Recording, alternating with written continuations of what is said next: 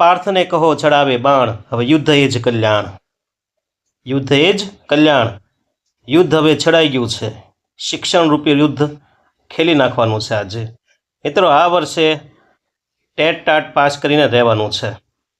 અમે ઓનલાઈન ઉપર મારી જેવા ઘણા બધા શિક્ષકો કટિબદ્ધ છે. તમે પણ ટકી રહ્યો. અને હવે અમે એ ઊંડા પાણીના અમે જીવ છીએ. છીછરા ખાબોશિયા અમને નહીં ફાવે એટલે ટૂંકા ટૂંકા લેક્ચર હવે અમે નથી આપવાના. અમારો લેક્ચર હશે એક ઘા અને 1000 કટકા કરવાનું. તો એવા જ લેક્ચર હવે હશે. અને સ્પર્ધા વધી ગઈ છે એટલે તમારે પણ હવે સ્પર્ધામાં ટકી રહેવા માટે થઈને હવે આવા 2-3 કલાક 4 કલાક આવા વિડીયો લેક્ચર તમારે જોવા પડશે, સહન કરવા પડશે, સાંભળવું પડશે, ધ્યાન આપવું પડશે.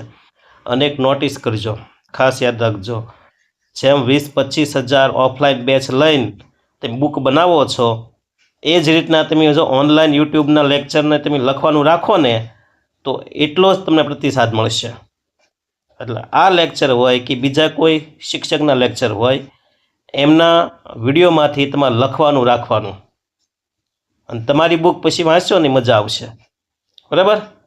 ચાલો તો જોઈએ આપણે આજના લેક્ચરમાં આપણે 2-3 વસ્તુ ખાસ ભણવાની છે. એક કેળવણી કોને કહેવાય, એક શિક્ષણમાં ટેકનોલોજી, પછી એક એજ્યુસેટ નામનો ઉપગ્રહ, ત્યાર પછી આપણે ભણવાનું છે માઇક્રો ટીચિંગ અને અધ્યાપન. એટલા મુદ્દા આપણે ખાસ આજના લેક્ચરમાં ભણવાનું છે. બન્યા રહેજો. કંટાળવાથી, થાકી જવાથી, હારી જવાથી આપણે આપણા લક્ષ્ય સુધી પહોંચી શકાશે નહીં. યુદ્ધ છડાઈ ગયું છે. મહેનત કરવાવાળા 12 કલાક મહેનત કરે છે. બરાબર? તો ચાલો થઈ જાઓ માટી અને જોઈએ હવે આજે આટલા મુદ્દા આપણે આ લેક્ચરમાં. પહેલું, શિક્ષણ અને ટેકનોલોજી, એના વિશે આપણે ભણીએ. તો જોઈએ આપણે એજ્યુકેશન ટેકનોલોજી શબ્દનો સૌપ્રથમ ઉલ્લેખ 1950માં ઇંગ્લેન્ડના બ્રેનમોરના અહેવાલમાં થયો હતો. જો પહેલી વખત એજ્યુકેશન ટેકનોલોજી શબ્દ 1950માં ઇંગ્લેન્ડમાં અને બ્રેનમોર નામના અહેવાલની અંદર પહેલી વખત આ શબ્દ આવેલો.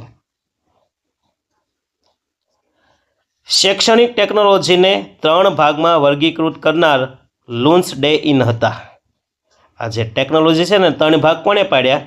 તો કે લુન્સ ડે ઇન. જો શબ્દ લાવનાર બ્રેનમોર, બુક હોય તો ટાંકતા રહેજો. પણ 3 ભાગમાં વહેંચનાર કોણ હતા? તો કે લુન્સ ડે ઇન. કયા 3 ભાગ પાડ્યા એને? તો કે હાર્ડવેર અભિગમ, સોફ્ટવેર અભિગમ, પ્રણાલી અભિગમ. આવા 3 ભાગ પડ્યા છે. અને એ ટેકનોલોજી આધારિત જ તે આપણે ભારતની અંદર એક સ્વયં, પછી દૂરદર્શનમાં જ્ઞાન દર્શન, આ બધા કાર્યક્રમો પ્રસારિત થાય છે. તો સ્વયંનું આપણે ફૂલ ફોર્મ જોઈએ. જો સ્વયં વિશે આગળના લેક્ચરમાં ઘણી બધી માહિતી આપેલી છે એટલે એકવાર એમાં જોઈ લીજો. આમાં આ મુદ્દા પર આપણે સમય નહીં બગાડીએ. પણ ટેકનોલોજીની વાત આવી એટલે સ્વયં છે ને ઓનલાઈન પ્લેટફોર્મ છે એટલે અહીંયા આપણે નામ લેવું ઘટે. સ્વયંનું પૂરું નામ છે stands for study webs of active learning for young aspiring minds. ત્યાર પછી ટેકનોલોજીમાં જોઈએ આપણે દૂરદર્શનને જ્ઞાન દર્શન નામની શૈક્ષણિક કાર્યક્રમનું પ્રસારણ કરતી ચેનલ શરૂ કરી.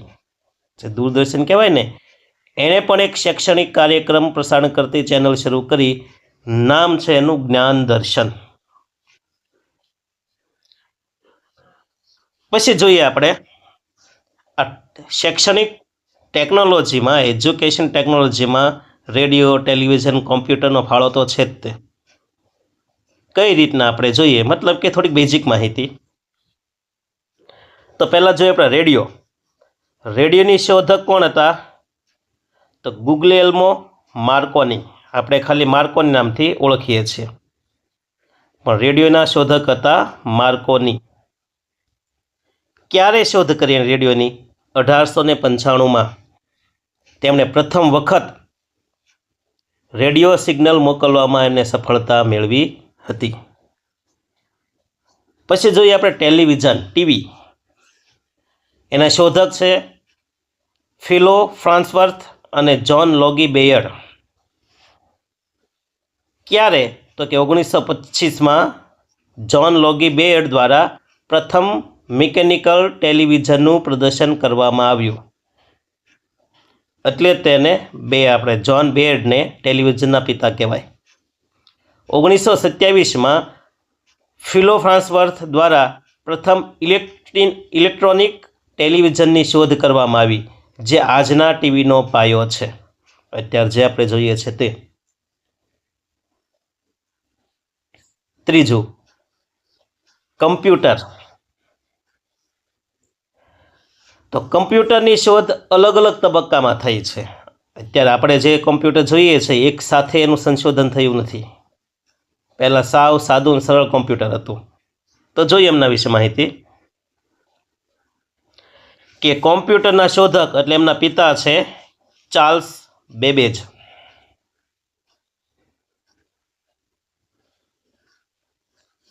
$1830ના દાયકામાં તેમણે એનાલિટિકલ એન્જિનની ડિઝાઇન તૈયાર કરી હતી, જે આધુનિક કોમ્પ્યુટરનો પાયો ગણાય છે. કોમ્પ્યુટર જેવું જ હતું અને અત્યારનું કોમ્પ્યુટર છે ને એ આ એનાલિટિક એન્જિન કહેવાય ને એમાંથી પ્રેરણા લઈને બનેલું છે. એટલે ચાર્લ્સ બેબેજનો ફાળો છે જ તે. જો એ ન બનાવ્યું હોત તો એનો કોઈને કન્સેપ્ટ કે વિચાર આવે જ નહીં.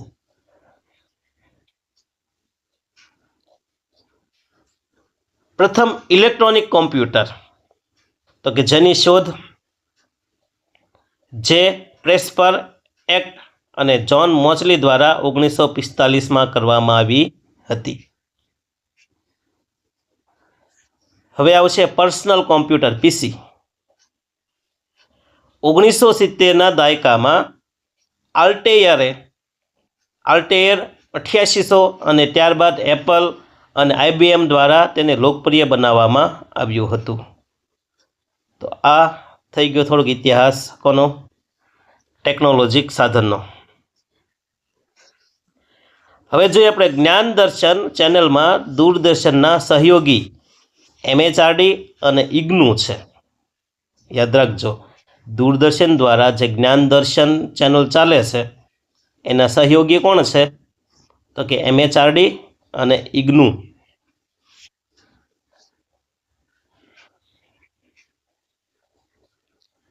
પછી જોઈએ આપણે બાયસેગ.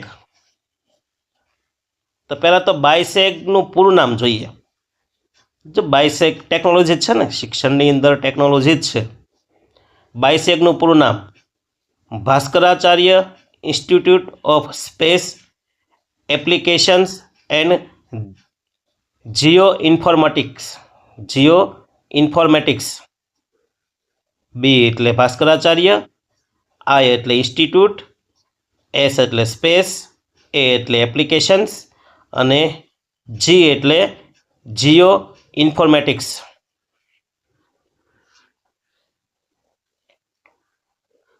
પછી જોઈએ બાયસેગ એન. નેશનલ શબ્દ વધે છે એક્સ્ટ્રા.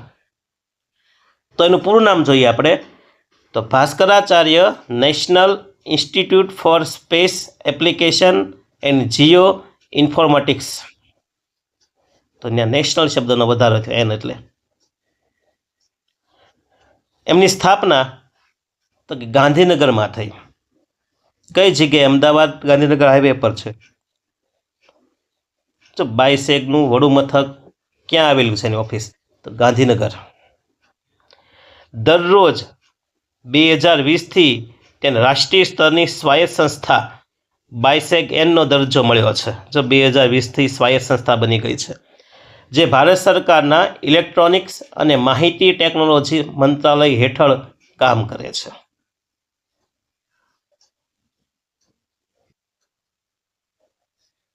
મુખ્ય કાર્યો આપણે જોઈએ બાયસેગના. તો સેટેલાઇટ કોમ્યુનિકેશન પહેલું કાર્ય છે સેટેલાઇટ કોમ્યુનિકેશન. તો કે બાયસેગ એન તેના સેટકોમ. તો સેટકોમ એટલે કે સેટેલાઇટ કોમ્યુનિકેશન ટૂંકું નામ છે સેટકોમ, નેટવર્ક દ્વારા શૈક્ષણિક કાર્યક્રમોનું પ્રસારણ કરે છે. ગુજરાત સરકારની વંદે ગુજરાતની 16 ચેનલો અને ભારત સરકારની સ્વયંપ્રભા એની 34 ચેનલો, એટલે એવી 50 થી 51 જેવી ચેનલો 24x7 પ્રસારિત થાય છે. 24 કલાક 7 દિવસ.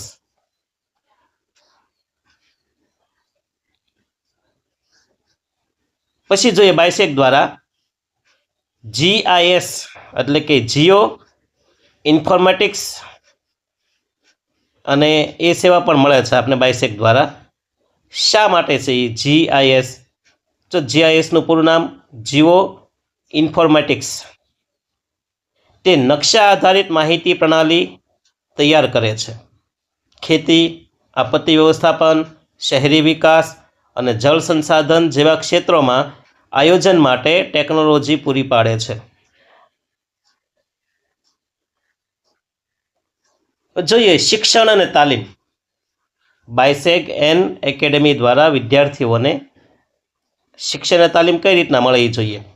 તો કે બાયસેગ એન એકેડેમી દ્વારા વિદ્યાર્થીઓને ઇન્ટર્નશીપ, સંશોધન અને કૌશલ્ય વિકાસ માટે તાલીમ આપવામાં આવે છે.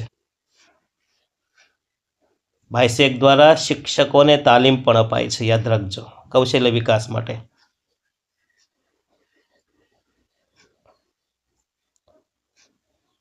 વહીવટી સહાય. તો સરકારના વિવિધ વિભાગો ગવર્નન્સ ડેટા મેનેજમેન્ટમાં મદદરૂપ થાય છે, જેમ કે તમામ ગામોની વિલેજ પ્રોફાઇલ અને પ્લાનિંગ એટલાસ તૈયાર કરવા આ બાયસેગ ઉપયોગી છે.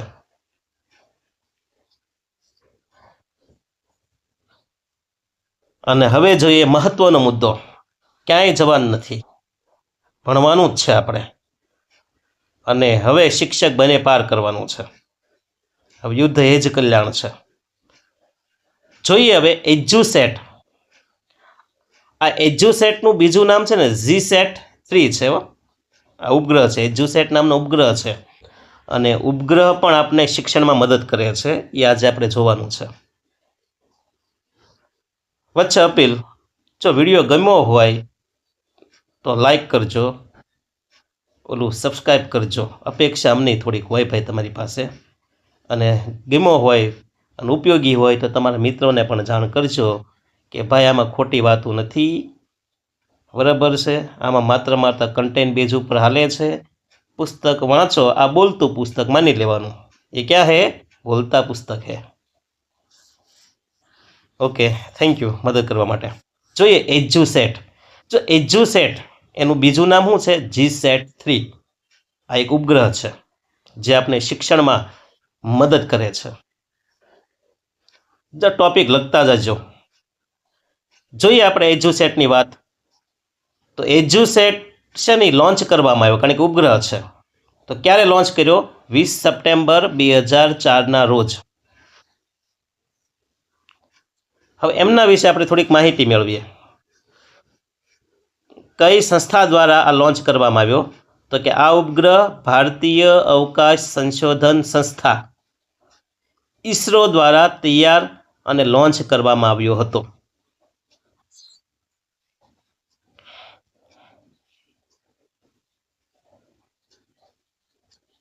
શા માટે? ઉદ્દેશ શું? એજ્યુસેટ ઉપગ્રહ છોડવાનો ઉદ્દેશ્ય શું હતો? તો કે તે ભારતનો પ્રથમ એવો ઉપગ્રહ હતો જે સંપૂર્ણપણે, જો યાદ રાખજો, સંપૂર્ણપણે શિક્ષણ ક્ષેત્રે સમર્પિત હતો, ક્રાંતિ લાવવા માટે. આવ્યો ને શિક્ષણની વાત. હવે એજ્યુસેટ ઉપગ્રહ છે, લોન્ચ તો કરવો પડે ને. ISRO સંસ્થાએ બનાવ્યો, વાત સાચી, પણ લોન્ચ માટેનું સ્થળ કયું હતું?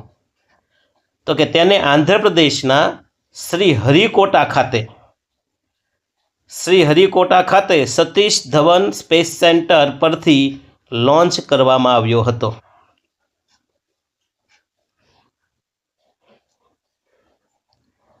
કયું વાહન હતું સ્ટેન્ડ? ગ્રહ લોન્ચ કરવા માટે એને આપણે કઈ દિવાળીના રોકેટ તો છે નહીં. આ ઊભું રાખ્યું પાણીની બોટલની અંદર કે રેતીમાં કે જમીનમાં ઊભું રાખ્યું ને આ દિવાસળી સાપી, એ તો રોકેટ તો છે નહીં. એટલે આના માટે સ્પેશિયલ સ્ટેન્ડ આવે, વાહન આવે છે, વેહિકલ આવે છે. એ કયું વેહિકલ હતું એ જોઈએ. તો લોન્ચ વાહન છે એ GSLV 501 રોકેટ દ્વારા અવકાશમાં મોકલવામાં આવ્યું હતું.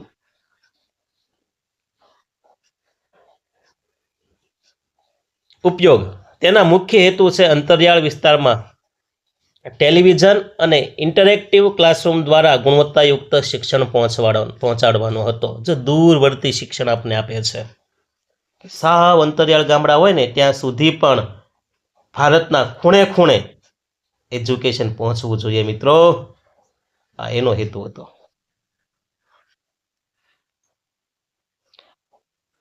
હવે જોઈએ ટેકનોલોજીની વાત છે એટલે જી શાળાની વિગતો આપણે જોઈએ.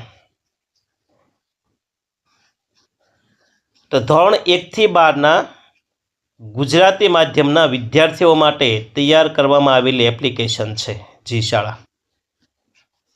અભ્યાસક્રમમાં 2 ટોપિક એનસીઆરટી જીસીઆરટીના પાઠ્યપુસ્તક હોય છે, જેને ઈ કન્ટેન્ટ કહેવાય.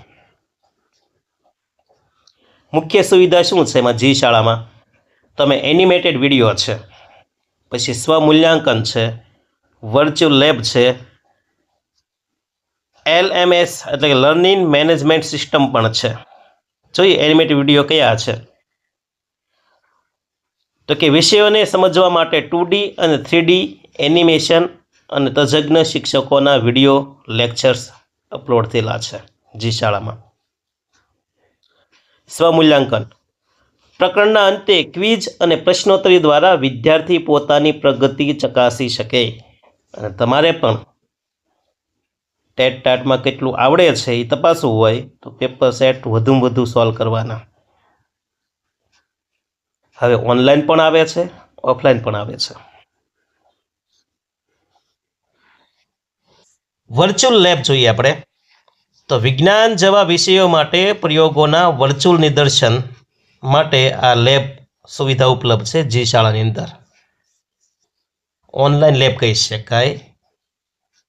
ફિઝિકલી સમય ન બગડે, સાધન સંસાધન ન બગડે, ડાયરેક્ટ તમે છે એ જોઈ શકો, એ પણ સુવિધા છે. LMS learning management system. તો કે શિક્ષકો આ એપ દ્વારા વિદ્યાર્થીઓના અભ્યાસ પર નજર રાખી શકશે. Learning management system LMS. શિક્ષકો હવે આ એપ દ્વારા વિદ્યાર્થી પર શું રાખશે? નજર રાખશે.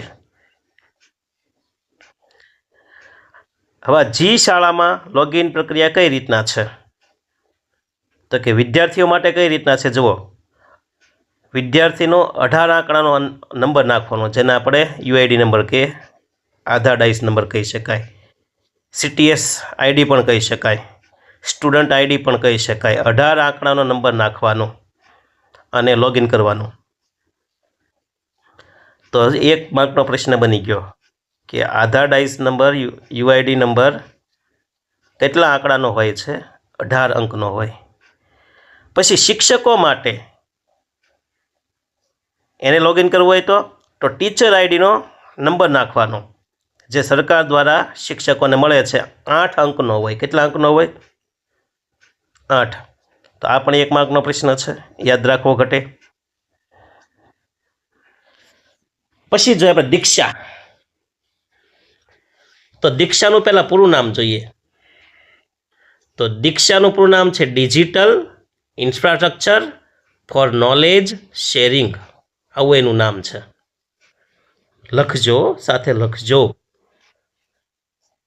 નકર બધું ઉપરથી વહી જશે મારા વાલા. પછી કહેશે કે સાહેબ હતા ઓનલાઈન ભણાવ્યું પણ કાંઈ યાદ રહ્યું નહીં. લખવાની પદ્ધતિ શ્રેષ્ઠ છે. આ ભારત સરકારના શિક્ષણ મંત્રાલય મિનિસ્ટ્રી ઓફ એજ્યુકેશન અને NCERT દ્વારા શરૂ કરવામાં આવેલું એક રાષ્ટ્રીય પ્લેટફોર્મ છે. દીક્ષા શું છે? એક પ્લેટફોર્મ છે જે શિક્ષણ મંત્રાલય અને NCERT દ્વારા શરૂ કરવામાં આવ્યું છે. આનો હેતુ શું? તો કે એક રાષ્ટ્ર એક ડિજિટલ પ્લેટફોર્મ. અલગ અલગ નહીં, દેશ એક અને પ્લેટફોર્મ પણ એક. One nation one digital platform. આ સૂત્ર કોનું છે? તો કે દીક્ષાનું છે. કોનું છે? દીક્ષાનું. લખો લખો, સૂત્ર પણ લખી શકાય. આ પેપરવાળાનું કાંઈ નક્કી નહીં ભાઈ, ગમે એ પૂછી લે. લખેલું હોય તો વાંચી શકાય. દીક્ષાની મુખ્ય વિગતો કઈ કઈ છે તો કે જોઈએ એનો ઉદ્દેશ. દીક્ષા પ્લેટફોર્મનો ઉદ્દેશ્ય શું? દેશના શિક્ષકો અને વિદ્યાર્થીઓને ઉચ્ચ ગુણવત્તાવાળું ડિજિટલ શિક્ષણ મટીરિયલ પૂરું પાડવું. લક્ષ્ય જૂથ જોઈએ તો શાળાના વિદ્યાર્થીઓ 1 થી 12 અને શિક્ષકો અને વાલીઓ આ બધાને ધ્યાનમાં રાખીને બનાવ્યું છે. 1 થી 12ના વિદ્યાર્થી, શિક્ષકો અને વાલીઓ પણ જોડાઈ શકે. ભાષા તો કે આ પ્લેટફોર્મ ઉપર 30થી વધારે ભાષાઓ ઉપલબ્ધ છે. 1 નહીં, 2 નહીં, 3 નહીં, 30થી વધુ ભાષા. એટલે ભારતના મોટા ભાગના લોકો આ દીક્ષાનો ઉપયોગ કરી શકે. કેટલીક સુવિધા પણ છે જોઈએ આપણે દીક્ષાની અંદર. QR કોડ સ્કેનર છે. તો પાઠ્યપુસ્તકોમાં આપેલા QR કોડને સ્કેન કરી સીધા જ તે પ્રકરણના વિડીયો, ક્વિઝ, મટીરિયલ જોઈ શકાય. કન્ટેન્ટ પણ છે. આમાં વિડીયો લેક્ચર્સ, એનિમેશન, વર્કશીટ, બુક્સનો વિશાળ સંગ્રહ છે. શિક્ષક તાલીમ જે નિષ્ઠા કહેવાય એ પણ છે દીક્ષાની અંદર. શિક્ષકો માટે વ્યાવસાયિક વિકાસ અને તાલીમ કોર્સ જેમ કે નિષ્ઠા આ પ્લેટફોર્મ દ્વારા ઓનલાઈન ચલાવવામાં આવે છે. સ્વયં મૂલ્યાંકન, વિદ્યાર્થીઓ ક્વિઝ આપી પોતાની સમજની ચકાસણી જાતે કરી શકે છે, કારણ કે ઓનલાઈન ક્વિઝ પણ હોય. કેવી રીતે આપણે ઉપયોગ કરીશું, ડાઉનલોડ કરીશું? તો પ્લે સ્ટોર ઉપર દીક્ષા એપ લખશો ને એટલે આવી જશે, અથવા એની વેબસાઇટ છે diksha.gov.in, એમના પરથી પણ તમે ડાઉનલોડ કરી શકો.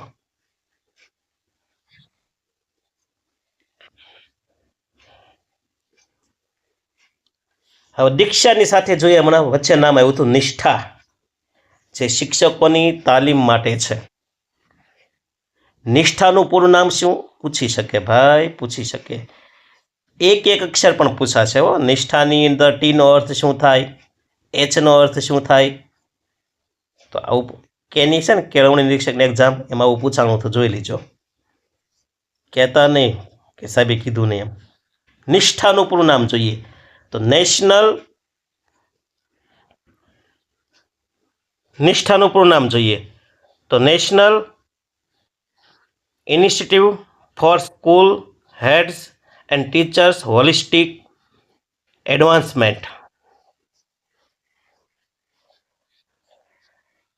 ગુજરાતીમાં એનો અર્થ થાય છે શાળાના વડાઓ અને શિક્ષકોની સર્વગ્રાહી પ્રગતિ માટેની રાષ્ટ્રીય પહેલ.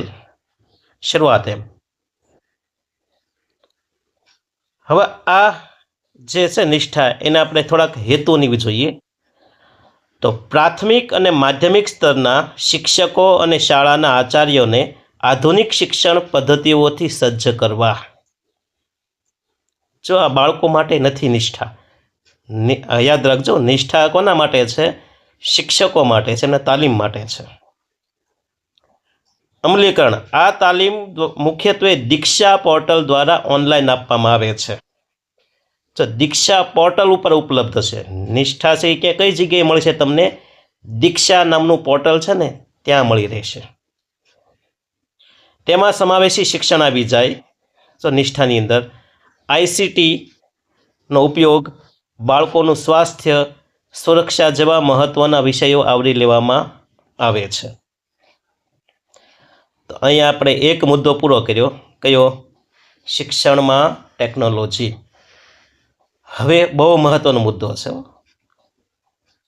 થાકી જાઓ તો પાણી પી આવો, નાસ્તો કરી લો, ઘડીક ફ્રેશ થઈ આવો, બરાબર, પણ હવે છોડવાનું નથી. વાત પહેલાં જ થાય, યુદ્ધ એ જ કલ્યાણ છે. હવે મતલબ કે લડી લેવાનું છે. ભાગવું તો મારી ભોમકા લાગશે, બોરિંગ ન ચીલે ભાર, બરાબર, ભાગવાનું ક્યાંય નથી, આપણી ભોમકા લાગશે, આબરૂ જશે. મુદ્દો જોઈએ માઇક્રો ટીચિંગ.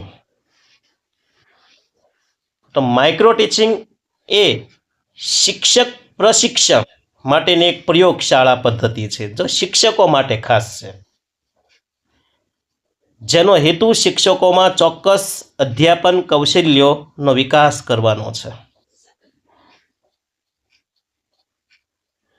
હવે આ માઇક્રો ટીચિંગનો ખ્યાલ કોને આવ્યો એ આપણે જોઈએ, કઈ જગ્યાએ, ક્યારે. તો પહેલાં ખ્યાલ જોઈએ આપણે. માઇક્રો ટીચિંગનો ખ્યાલ પહેલી વખત 1961માં આવ્યો. આ શબ્દ કઈ જગ્યાએ પ્રયોજાયો? તો 1963માં કેલિફોર્નિયા યુનિવર્સિટીની અંદર આ માઇક્રો ટીચિંગ શબ્દનો ઉલ્લેખ થયો, પ્રયોજાયો. આ શબ્દ આપનાર કોણ? તો આપનાર છે ડ્વાઇટ ડબલ્યુ એલન. માઇક્રો ટીચિંગના પ્રણેતા કોણ છે? ડ્વાઇટ ડબલ્યુ એલન. યાદ રાખજો, લખી નાખજો, આઈએમપીમાં લખી નાખજો. હવે તમે શિક્ષક બનવાના છો, કયું આઈએમપી તમને કહેવું ન પડે, બરાબર ને? તમે શિક્ષક બનવાના છો હવે. તો માઇક્રો ટીચિંગના પ્રણેતા કોણ છે? ડ્વાઇટ ડબલ્યુ એલન. આ ખ્યાલ સૌપ્રથમ 1963માં સ્ટેનફોર્ડ યુનિવર્સિટીમાં ડ્વાઇટ ડબલ્યુ એલન દ્વારા રજૂ કરવામાં આવ્યો હતો.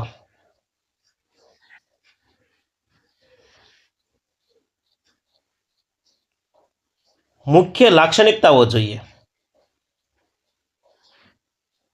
તો નાનું સ્વરૂપ. જો માઇક્રો ટીચિંગ છે એમાં નાનું સ્વરૂપ છે, કૌશલ્ય પર આધાર રાખે છે, કૌશલ્ય પર ધ્યાન, ત્વરિત પ્રતિપોષણ. જો આપણે જ ભણવાનું છે,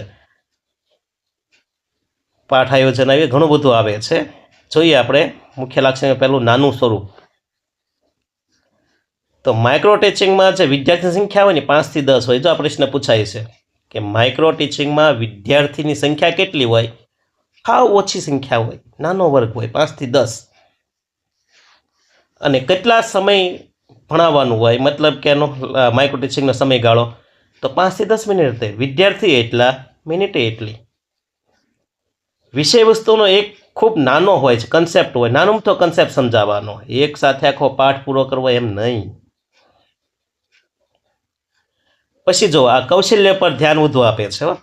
એક સમયે માત્ર એક જ અધ્યાપન કૌશલ્ય એ જોવાનું, એના પર ધ્યાન આપવાનું. દાખલા તરીકે પ્રશ્ન પ્રવાહિતા અથવા શામફલક કાર્ય જે કાંઈ હોય એક ઉપર ધ્યાન આપવાનું.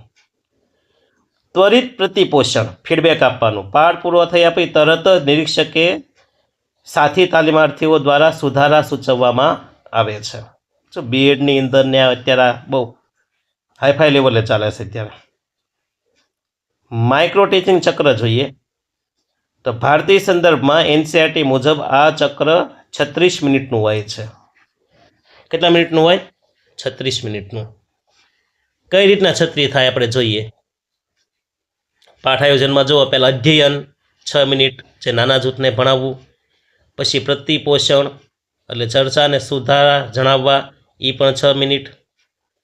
પુનઃ આયોજન કરવું, રીપ્લાન, એ 12 મિનિટનું હોય છે. પુનઃ અધ્યયન કરવું, રીટેક, 6 મિનિટનું હોય છે. પુનઃ પ્રતિપોષણ એ પણ 6 મિનિટનું હોય છે. એટલે ગણતરી કરશો એટલે 36 મિનિટ થઈ જશે. કંઈ સમજાણું? બીએડ કરતા હોય, પીટીસી કરતા હોય ને એને માઇક્રો ટીચિંગનું પાઠ દેવાના હોય. એ પાઠ દે ને એટલે પહેલાં એ અધ્યાપન ભણાવે એમ. ભણાવ્યા પછી પ્રતિપોષણ, ચર્ચા વિચારણા કરશે. એટલે જ્યારે પાઠ આપતા હોય ને ત્યારે એની સાથે બીજા વિદ્યાર્થી સામે બેઠા હોય ને, પીટીસી કરવાવાળા અથવા એમના જે મેઇન હેડ શિક્ષક હોય એ સામે બેઠા હોય, એ એમને ભૂલ સુધારણાનું કહેશે. બરાબર? ભૂલ કહેશે કે આટલી ભૂલો પડી છે, અને પછી પુનઃ આયોજન કરવાનું કહેશે. એટલે ભૂલ સુધરી જાય. પુનઃ આયોજન કરશે, પાછું પુનઃ અધ્યયન કરશે, અને વળી પાછું પુનઃ પ્રતિપોષણ આપશે, અંતે મૂલ્યાંકન કરશે. તો આ આપણું માઇક્રો ટીચિંગનું એક ચક્ર કહી શકાય. હવે માઇક્રો ટીચિંગના કૌશલ્યો આપણે જોઈએ તો 3 કૌશલ્ય આવે છે: વિષયાભિમુખ કૌશલ્ય, પ્રશ્ન પ્રવાહિતતા કૌશલ્ય અને સુદૃઢીકરણ કૌશલ્ય. વિષયાભિમુખ કૌશલ્યમાં શું હોય તો કે પાઠની શરૂઆત કરવાની કળા. પ્રશ્ન પ્રવાહિતા કૌશલ્યમાં યોગ્ય અને સચોટ પ્રશ્નો પૂછવા. અને સુદૃઢીકરણ કૌશલ્યમાં તો વિદ્યાર્થીઓને પ્રોત્સાહન આપવું, રિફોર્સમેન્ટ, પ્રબલન આપવું, સુદૃઢીકરણ. પછી જો માઇક્રો ટીચિંગમાં શ્યામફલક કાર્યનું મહત્વ છે. બોર્ડ પર વ્યવસ્થિત લખવું, D2D લખવાનું વ્યવસ્થિત. અને સાતમું છે ઉદ્દીપન પરિવર્તન, હાવભાવ અને અવાજમાં ફેરફાર કરવો. ભણાવતા ભણાવતા ક્યારેક ઊંચા સ્વરે બોલવાનું, ક્યારેક થોડુંક ધીમે બોલવાનું, ક્યારેક મોઢાના હાવભાવ બદલવાના, આમ આશ્ચર્યનો ભાવ મોઢા પર લાવવાનો, ક્યારેક એવો સીન આવી જાય, એ વાત આવી જાય, ઘડીક ગુસ્સે થઈ જવાનું, ઘડીક પાછું છે એ આમ રમૂજી થઈ જવાનું. તો આને શું કહેવાય? ઉદ્દીપન પરિવર્તન કહેવાય. જો માઇક્રો ટીચિંગમાં બધાને મહત્વ આપેલું છે. હવે આ ભારતમાં ક્યારે શરૂઆત થઈ માઇક્રો ટીચિંગની એની આપણે વાત વણી લઈએ સાથે. તો સૌ પ્રથમ પ્રયોગ ભારતમાં માઇક્રો ટીચિંગનો વિચાર સૌપ્રથમ 1967માં આવ્યો હતો. અને કોને આવ્યો હતો તો કે વડોદરાની MS યુનિવર્સિટી, અને એના પ્રોફેસર કોણ હતા? DD તિવારી. એમના દ્વારા આ માઇક્રો ટીચિંગનો ભારતની અંદર વિચાર આવ્યો, સિદ્ધાંત આવ્યો. ત્યારબાદ સેન્ટ્રલ પેડાગોજિકલ ઇન્સ્ટિટ્યૂટ અલ્હાબાદ ખાતે પણ આ દિશામાં શરૂઆત થઈ. વડોદરામાં જોઈએ આપણે ફાળો. તો ભારતમાં માઇક્રો ટીચિંગના પદ્ધતિસરના વિકાસમાં CASE centre advance study in education આ સંસ્થા છે. વડોદરાનો ફાળો સૌથી મોટો છે. BK પાસી અને MS લલિતા જેવા વિદ્વાનોએ આ પદ્ધતિ પર ગહન સંશોધનો કર્યા. BK પાસીએ 13 મુખ્ય અધ્યાપન કૌશલ્યોની ઓળખ આપી જે ભારતીય તાલીમ કોલેજમાં સ્વીકૃત બની છે. BK પાસીએ કેટલી અધ્યાપન કૌશલ્યની સમજ આપી? 13.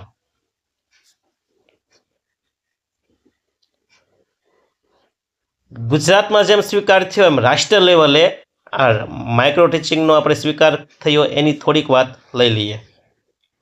તો NCERTનો ફાળો 1975-76 દરમિયાન NCERT નવી દિલ્હીએ ઇન્દોર યુનિવર્સિટી અને CASE સાથે મળી રાષ્ટ્રીય સ્તરે આ પદ્ધતિને ફેલાવવા માટે કાર્યશાળાઓ યોજી.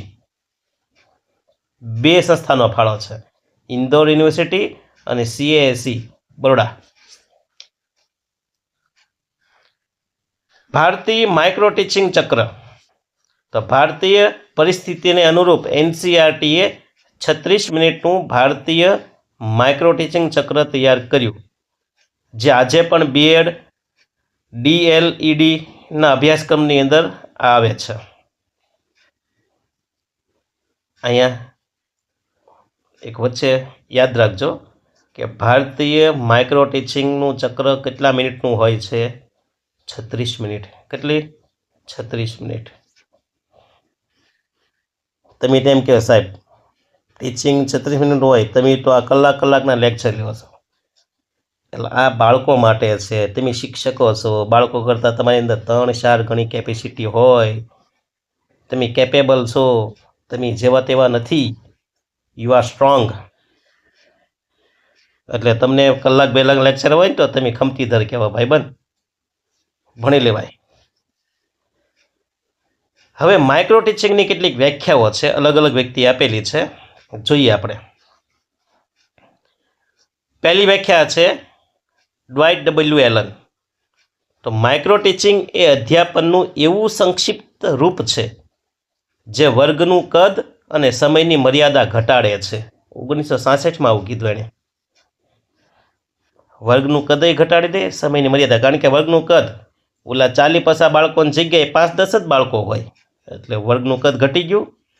સમય ઓલા કલાક, 1.5 કલાક, 2 કલાક નહીં, 36 મિનિટ જ તે, અથવા 5 થી 10 મિનિટ ઘટી ગયું. બીજું, ડેવિડ B. યંગ એમણે જે વ્યાખ્યા આપી તો માઇક્રો ટીચિંગ એ એક સાધન છે જે શિક્ષકોને પ્રેક્ટિસ કરવા માટેની તક પૂરી પાડે છે અને તેના દ્વારા તાલીમાર્થીમાં ચોક્કસ કૌશલ્યનો વિકાસ થાય છે. આવું કોણે કીધું? ડેવિડ બી યંગ. એલસી સિંઘ પણ કંઈક જણાવે છે, માઇક્રો ટીચિંગની વ્યાખ્યા આપે છે. માઇક્રો ટીચિંગ એ શિક્ષક પ્રશિક્ષણની એવી પદ્ધતિ છે જે શિક્ષકના વર્તનમાં પરિવર્તન લાવવા માટે વપરાય છે અને જેમાં શિક્ષક ચોક્કસ કૌશલ્યના આધારે પાઠ આપે છે. ટૂંકમાં આ પદ્ધતિમાં સમય, વિદ્યાર્થીની સંખ્યા અને વિષય વસ્તુ ત્રણેયનું કદ નાનું થઈ જાય છે. આ ખાસ યાદ રાખજો. માઇક્રો ટીચિંગમાં સમય ઘટી જાય, વિદ્યાર્થીની સંખ્યાએ ઘટી જાય અને વિષય વસ્તુનું કદ હોય ટોપિક એ પણ ઘટી જાય, સૂક્ષ્મ થઈ જાય. માઇક્રો ટીચિંગ છે ને એના 6 સોપાનો છે, 6 સ્ટેપ છે. કયા કયા આપણે જોઈએ? પહેલા ખાલી મુદ્દા બોલી જાઓ, લખો હોય તો લખતા જજો. પહેલું સ્ટેપ છે પાઠ આયોજન કરવું. બીજું અધ્યાપન. ત્રીજું પ્રતિપોષણ, ફીડબેક આપવું. ચોથું પુનઃ આયોજન. પાંચમું પુનઃ અધ્યાપન અને છઠ્ઠું પુનઃ પ્રતિપોષણ. 3 યાદ રાખો ને એટલે બાકીના 3 યાદ રહી જાય. 3 યાદ રાખો, 3 બાકીના રહી જાય. દાખલા તરીકે પાઠ આયોજન, તો ચોથામાં પુનઃ પાઠ આયોજન કરી નાખવાનું. બીજું અધ્યાપન, તો છઠ્ઠામાં પુનઃ અધ્યાપન લગાડી દેવાનું. ત્રીજામાં પ્રતિપોષણ, તો છઠ્ઠામાં પુનઃ પ્રતિપોષણ. ખાલી પુનઃ શબ્દ લગાડી દો એટલે બાકીના 3 તૈયાર. બુદ્ધિ હાંકવાની થોડીક. માઇક્રો ટીચિંગના સોપાનો જોઈએ. પહેલું છે પાઠ આયોજન, પ્લાનિંગ. શિક્ષક તાલીમાર્થી કોઈ એક ચોક્કસ કૌશલ્ય, દાખલા તરીકે પ્રશ્ન પ્રવાહિતા, પસંદ કરી 5 થી 7 મિનિટનો ટૂંકો પાઠ તૈયાર કરે છે. આ માટે કોઈ સમય મર્યાદા હોતી નથી, તે ઘરેથી પણ કરી શકાય છે અને પાઠ આયોજન કહેવાય. હવે અધ્યાપન 6 મિનિટનું રાખવાનું. તાલીમાર્થી 5 થી 10 વિદ્યાર્થીઓના નાના જૂથને તૈયાર કરેલ પાઠ ભણાવે છે. નિરીક્ષક અથવા સાથી તાલીમાર્થીઓ તેનું અવલોકન કરે છે. પ્રતિપોષણ, ફીડબેક, એ પણ 6 મિનિટનું. પાઠ પૂરો થયા પછી નિરીક્ષક તાલીમાર્થીને તેની ભૂલો અને ખૂબીઓ જણાવે છે. આ તબક્કે તેની નબળાઈઓ સુધારવા માટે સૂચનો આપવામાં આવે છે. ચોથું, જો નબળાઈઓ જણાવી એટલે ઓલું આયોજન પાછું કરવાનું. એટલે ચોથો મુદ્દો ઈનો ઈ જ છે, પણ હવે સુધારા સાથે, એટલે પુનઃ આયોજન, રીપ્લાનિંગ. 12 મિનિટનું. મળેલા પ્રતિપોષણના આધારે તાલીમાર્થી પોતાના પાઠમાં જરૂરી સુધારા વધારા કરી ફરીથી નવું આયોજન તૈયાર કરશે. પુનઃ અધ્યાપન. સુધારેલા પાઠને તાલીમાર્થી ફરીથી બીજા જૂથના વિદ્યાર્થીઓને અથવા એ જૂથને ભણાવશે. પુનઃ પ્રતિપોષણ, રીફીડબેક. બીજી વારના પાઠ પછી નિરીક્ષક ફરીથી પ્રતિપોષણ આપે છે કે શું અગાઉની ભૂલો સુધરી કે નહીં. મતલબ કે હવે જોઈએ ટૂંકમાં, માઇક્રો ટીચિંગમાં કુલ સમય 36 મિનિટનો, વિદ્યાર્થી સંખ્યા 5 થી 10 મિનિટ 10, અને મુખ્ય લક્ષ્ય શું હોય તો કે એક સમયે એક જ કૌશલ્યમાં નિપુણતા મેળવવી. એક સાથે બધું ભણાવી દેવું, કોર્સ પૂરો કરવો, પાઠ પૂરા કરવાને કોઈ લેવા દેવા નથી. વિદ્યાર્થી શીખવો જોઈએ, સંપૂર્ણ વિદ્યાર્થી કેન્દ્રીય અભ્યાસ હોવો જોઈએ, એનું કૌશલ્ય વધવું જોઈએ. ચલો હવે વર્ગ વ્યવહાર ભણવાનું છે. થાકવાનું નથી ભાઈ, થાકવાનું નહીં, એ નામ જ નહીં લેવાનું. જો બોલે સો નિહાલ, સત શ્રી અકાલ. વર્ગ વ્યવહારમાં જોઈએ આપણે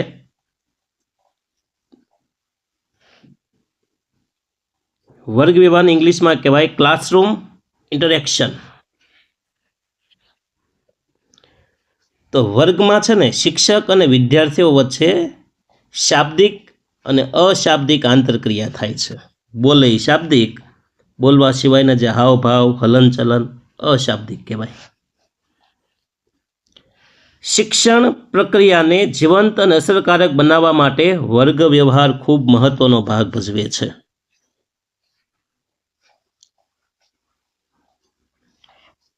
વર્ગ વ્યવહારના અભ્યાસ માટે નેડ એ ફ્લેન્ડર્સનું નામ સૌથી મોખરે છે. યાદ રાખજો, વર્ગ વ્યવહારના અભ્યાસ માટે એન ફ્લેન્ડર્સનું નામ ખૂબ આગળ પડતું છે. જોઈએ ફ્લેન્ડર્સની વર્ગ વ્યવહાર વિશ્લેષણ પદ્ધતિ FIAC નામની આપણે પદ્ધતિ જોઈએ. ફ્લેન્ડર્સની વર્ગ વ્યવહાર વિશ્લેષણ પદ્ધતિ. ફ્લેન્ડર્સે વર્ગખંડની આંતરક્રિયાને 10 વિભાગમાં વહેંચી છે. એ 10 વિભાગને પાછા 3 ભાગ પાડ્યા. જો વર્ગ વ્યવહારમાં 10 બાબત આવે, પણ એ 3 ભાગમાં વહેંચ્યું. પહેલાં ખાલી ભાગની વાત કરીએ તો પહેલો ભાગ છે શિક્ષણ કથન. 1 થી 7 મુદ્દા છે ને, 10 માંથી 7 મુદ્દા એ શિક્ષક કથનના આવશે, શિક્ષક જે બોલે તે. ભાગ 2 વિદ્યાર્થી કથન. ભાગ 2 ની અંદર શું? વિદ્યાર્થી કથન.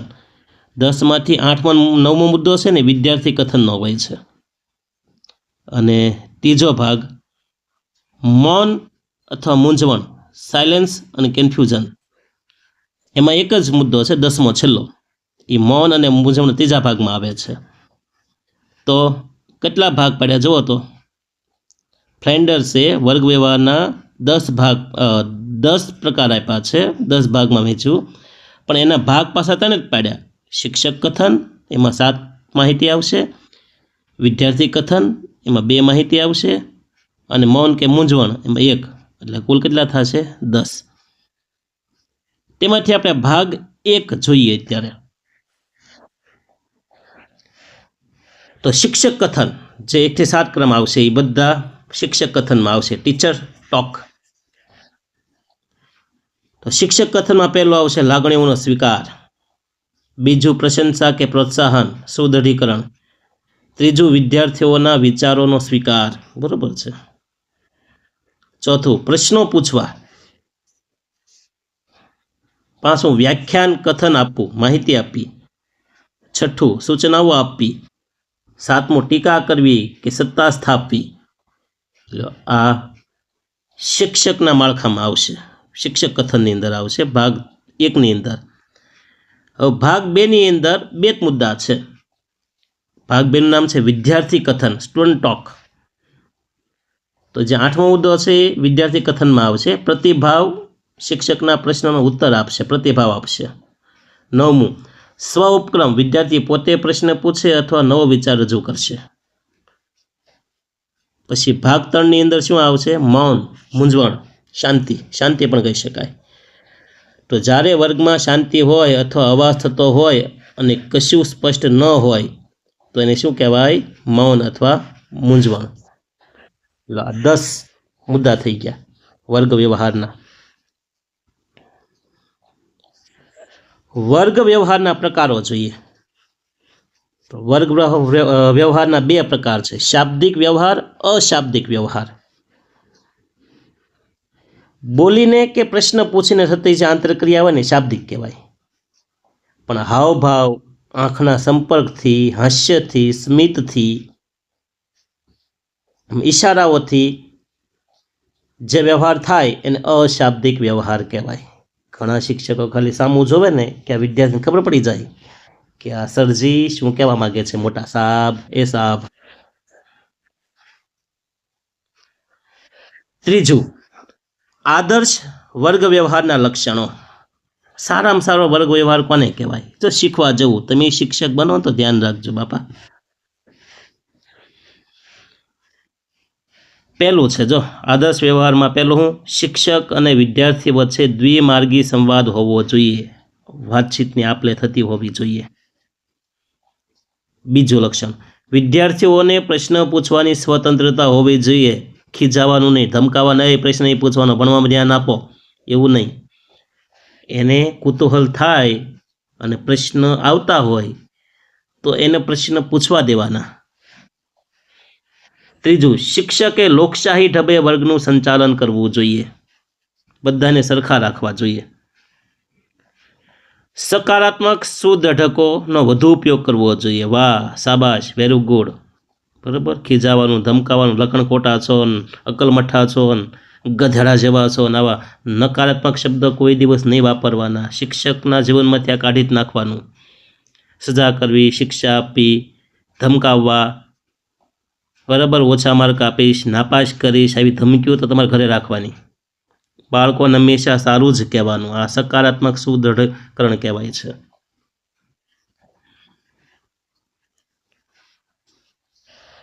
ચાલો, અહીંયા આપણે વર્ગ વ્યવહારની વાત પૂરી થઈ ગઈ. હવે વિદ્યાર્થીઓને ક્લાસરૂમમાં રસ વિશે આપણે ભણવાનું છે. રસ ભણવામાં હોય કે ન હોય, પણ એ રસના માપન માટે પણ વૈજ્ઞાનિકોએ કામ કર્યું છે. એટલે મુખ્ય રસ માપન સંશોધનિકાઓ આપણે જોવાની છે. તો પહેલું નામ છે સ્ટ્રોંગની વ્યાવસાયિક રસ સંશોધનિકા. આ રસની વાત આવી ને એટલે એક કહી દઉં, આપણે મનોવિજ્ઞાન ભણવામાં આવે છે કે રસને ધ્યાનની જનની કહેવાય. ધ્યાન તો જ જાય રસ હોય તો. એટલે ધ્યાનની માતા કોણ છે? રસ. અને અપ્રગટ ધ્યાન પણ કહેવાય. ખબર રસને શું કહેવાય? અપ્રગટ ધ્યાન પણ કહી શકાય. મેકડુકલે કીધેલું છે આ શબ્દ. સ્ટ્રોંગની વ્યાવસાયિક રસ સંશોધનિકા આપણે જોઈએ, SVIB, strong vocational interest blank. એ જો વ્યાવસાયિક છે, વ્યવસાયને લગતી છે. તો આ SVIBના લેખક છે એડવર્ડ કે સ્ટ્રોંગ. આ સૌથી જૂની અને જાણીતી કસોટી છે. તે વ્યક્તિની રુચિની સરખામણી તે વ્યવસાયમાં સફળ થયેલી વ્યક્તિઓની રુચિ સાથે કરે છે. બીજી છે કુડરની પસંદગી યાદી, કુડર પ્રિફરન્સ રેકોર્ડ, KPR કસોટીનું નામ છે. રસની સંશોધનિકા છે. રસ છે કે કેમ એ શોધવા માટેની કસોટી છે, KPR.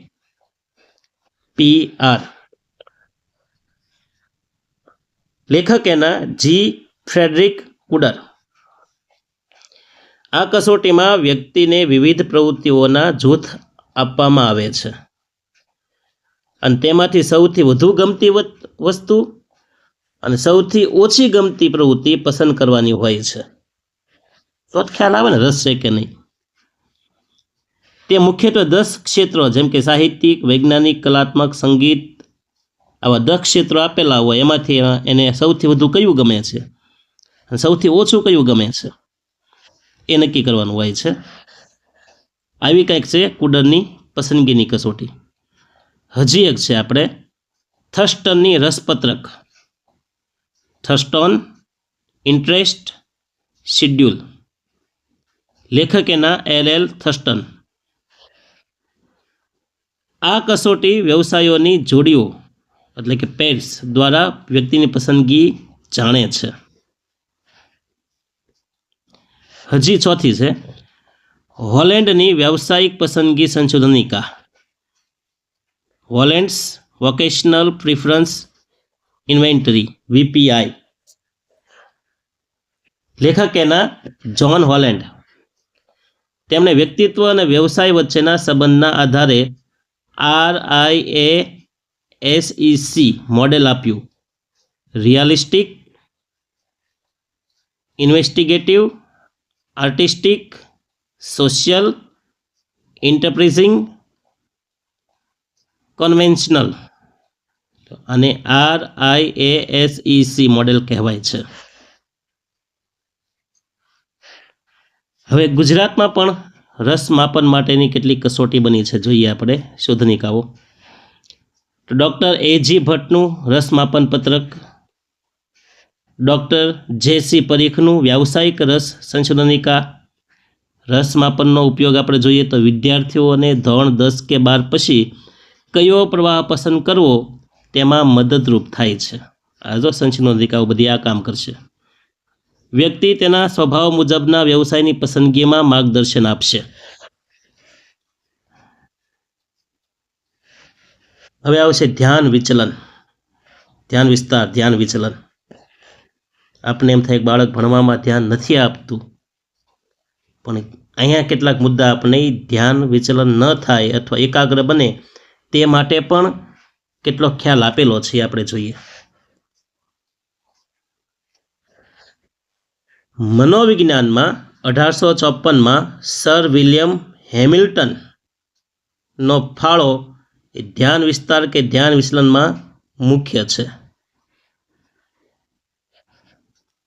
તેમણે જણાવ્યું કે ધ્યાન વિસ્તાર 7 - +2 હોય છે. જો આંકડો પૂછાશે ધ્યાનનો વિસ્તાર કેટલો છે, તો અહીં પ્લસ માઇનસ છે ને ઉપર નીચે કરવાનું છે. પ્લસ નિશાની ઉપર, માઇનસ નીચે, એમ 7 ± 2 આ ધ્યાન વિસ્તાર હોય છે. એટલે કે ઓછામાં ઓછું 5 ને વધુમાં વધુ 9, 5 થી 9 ની વચ્ચે હોય મોટા ભાગે.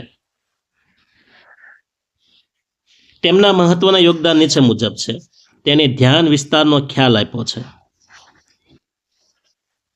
હેમિલ્ટને સૌપ્રથમ એ વાત સાબિત કરી કે માનવીનું મન એક જ સમયે મર્યાદિત સંખ્યામાં પદાર્થો પર ધ્યાન કેન્દ્રિત કરી શકે છે.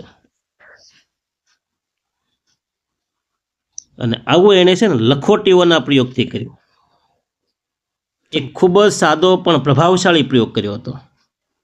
તેમણે જમીન પર મુઠ્ઠી ભરી અને લખોટીઓ ફેંકી અને જોયું કે વ્યક્તિ એક નજરમાં કેટલી લખોટીઓ ચોક્કસ રીતે ગણી શકે છે.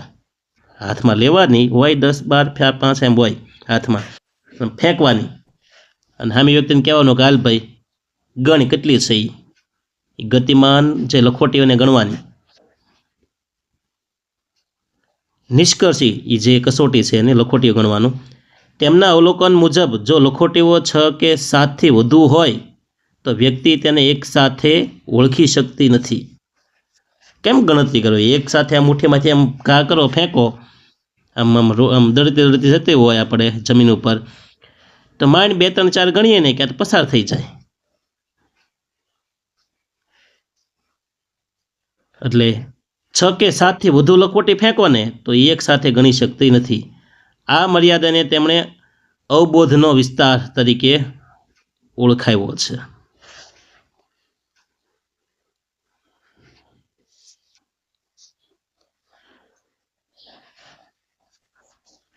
ચેકિંગનો પાયો, ગ્રુપિંગ.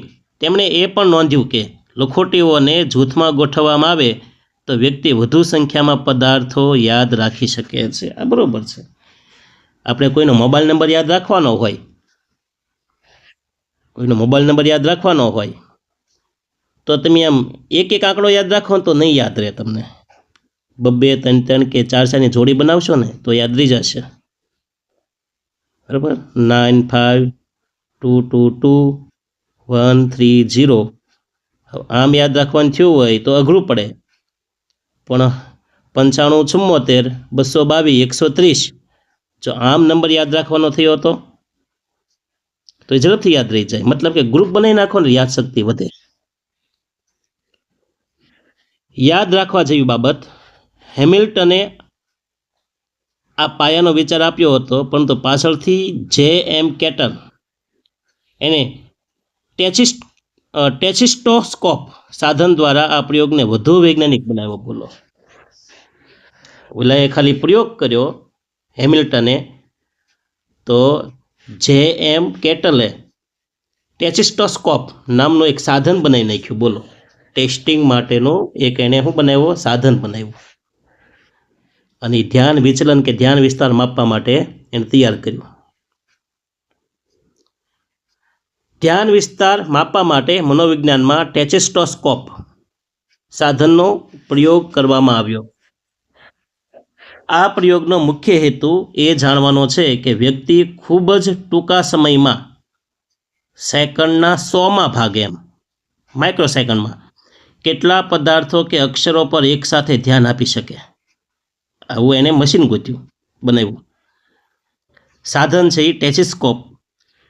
આ એક લાકડાનું કે ધાતુનું બનેલું સાધન હોય છે, જેમાં એક બારી હોય. આ બારી ખૂબ જ ઝડપથી ખુલે અને બંધ થઈ જાય. પ્રયોગપાત્રને તેમાંથી કાર્ડ બતાવવામાં આવે છે. પછી કહેવામાં આવે છે કાર્ડની અંદર કેટલા ડોટ છે, કેટલા અક્ષર છે. ઘડીકમાં બંધ થઈ જાય. આમ બંધ હોય તાત્કાલિક બારી ખુલે એટલે સામે જે કાર્ડ દેખાય એમાં ટપકા હોય, ચિત્ર હોય કે અક્ષર હોય એ ગણવાના. હજી આપણે આમ જોઈએ કે તો એ પાછું બારી બંધ થઈ જાય. તો એટલી મતલબ કે માઇક્રો સેકન્ડની અંદર આપણે જે ધ્યાન આપ્યું એમાં કેટલા ટપકા હતા, કયા અક્ષર હતા, કયા આંકડા હતા એ જોવું. આ માપનના પદ્ધતિ છે.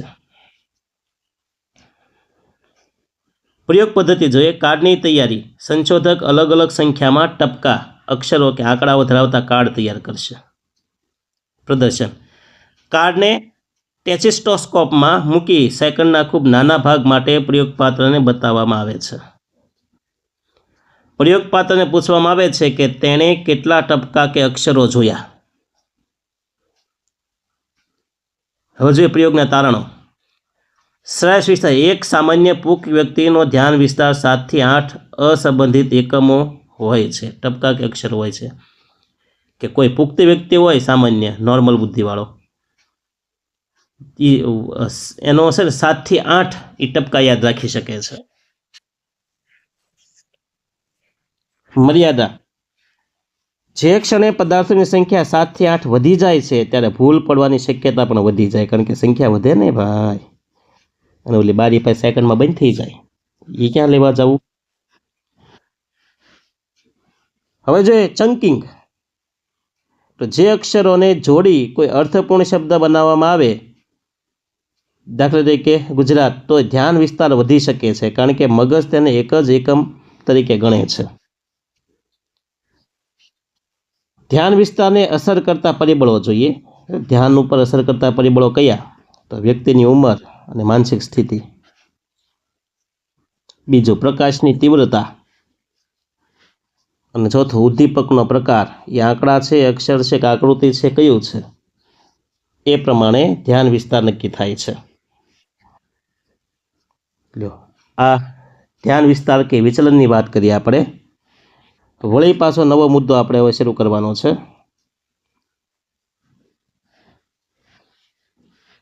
એ મુદ્દાનું નામ છે ક્રિયાત્મક સંશોધન, એક્શન રિસર્ચ. આ ક્રિયાત્મક સંશોધન એટલે શિક્ષક, આચાર્ય કે વહીવટકર્તા દ્વારા પોતાની રોજબરોજની શૈક્ષણિક સમસ્યાઓનો વૈજ્ઞાનિક ઢબે ઉકેલ લાવવા માટે કરવામાં આવતું નાના પાયાનું સંશોધન. આમાં વિદ્યાર્થીની ક્યાંય વાત નથી હો ભાઈ. શિક્ષક, આચાર્ય કે વહીવટકર્તા છે ને એની સમસ્યાનું સંશોધન છે. આ ક્રિયાત્મક સંશોધનના પ્રણેતા કોણ? તો કે સ્ટીફન એમ કોરે. આ સ્ટીફન એમ કોરેએ 1953માં આ ખ્યાલ આપ્યો હતો, ક્રિયાત્મક સંશોધનનો ખ્યાલ. સૂત્ર આપ્યું હતું ક્રિયાત્મક સંશોધનનું કે પોતાની સમસ્યાનો ઉકેલ પોતે શોધવો, બીજા કોઈને ન જણાવવું, ભાઈ ન કહેવું, ન બોલવામાં 9 ગુણ. ક્ષેત્ર. આ સંશોધન કાર્યક્ષેત્ર પૂરતું જ મર્યાદિત હોય છે. દાખલા તરીકે એક ચોક્કસ વર્ગ કે શાળા, એ વિશ્વ ફલક ઉપર ન હોય ક્યારેક. હેતુ. આ સિદ્ધાંતો સ્થાપવાનો નહીં પણ કાર્યમાં સુધારણા અને પરિવર્તન લાવવાનું છે. અને સિદ્ધાંત આરે કોઈ લેવા દેવા નથી. ક્રિયાત્મક સંશોધનને અને સિદ્ધાંતોને કોઈ લેવા દેવા નથી. એને શું છે તો કે કાર્યમાં સુધારો આવવો જોઈએ કે પરિવર્તન આવવું જોઈએ.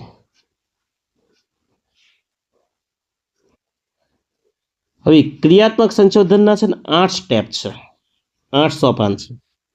પહેલું સમસ્યા પસંદગી. બીજું સમસ્યાનું ક્ષેત્ર એટલે સીમાંકન કરવું. ત્રીજું સમસ્યાના સંભવિત કારણો. ચોથું ક્રિયાત્મક પરિકલ્પના, ઉકેલની ધારણા કરવી. પાંચમું પ્રયોગ કાર્યનું આયોજન. છઠ્ઠું માહિતીનું એકત્રીકરણ. સાતમું માહિતીનું વિશ્લેષણ અને અર્થઘટન. અને આઠમું તારણો અને પરિણામો. આ થઈ ગયા 8 સોપાનો.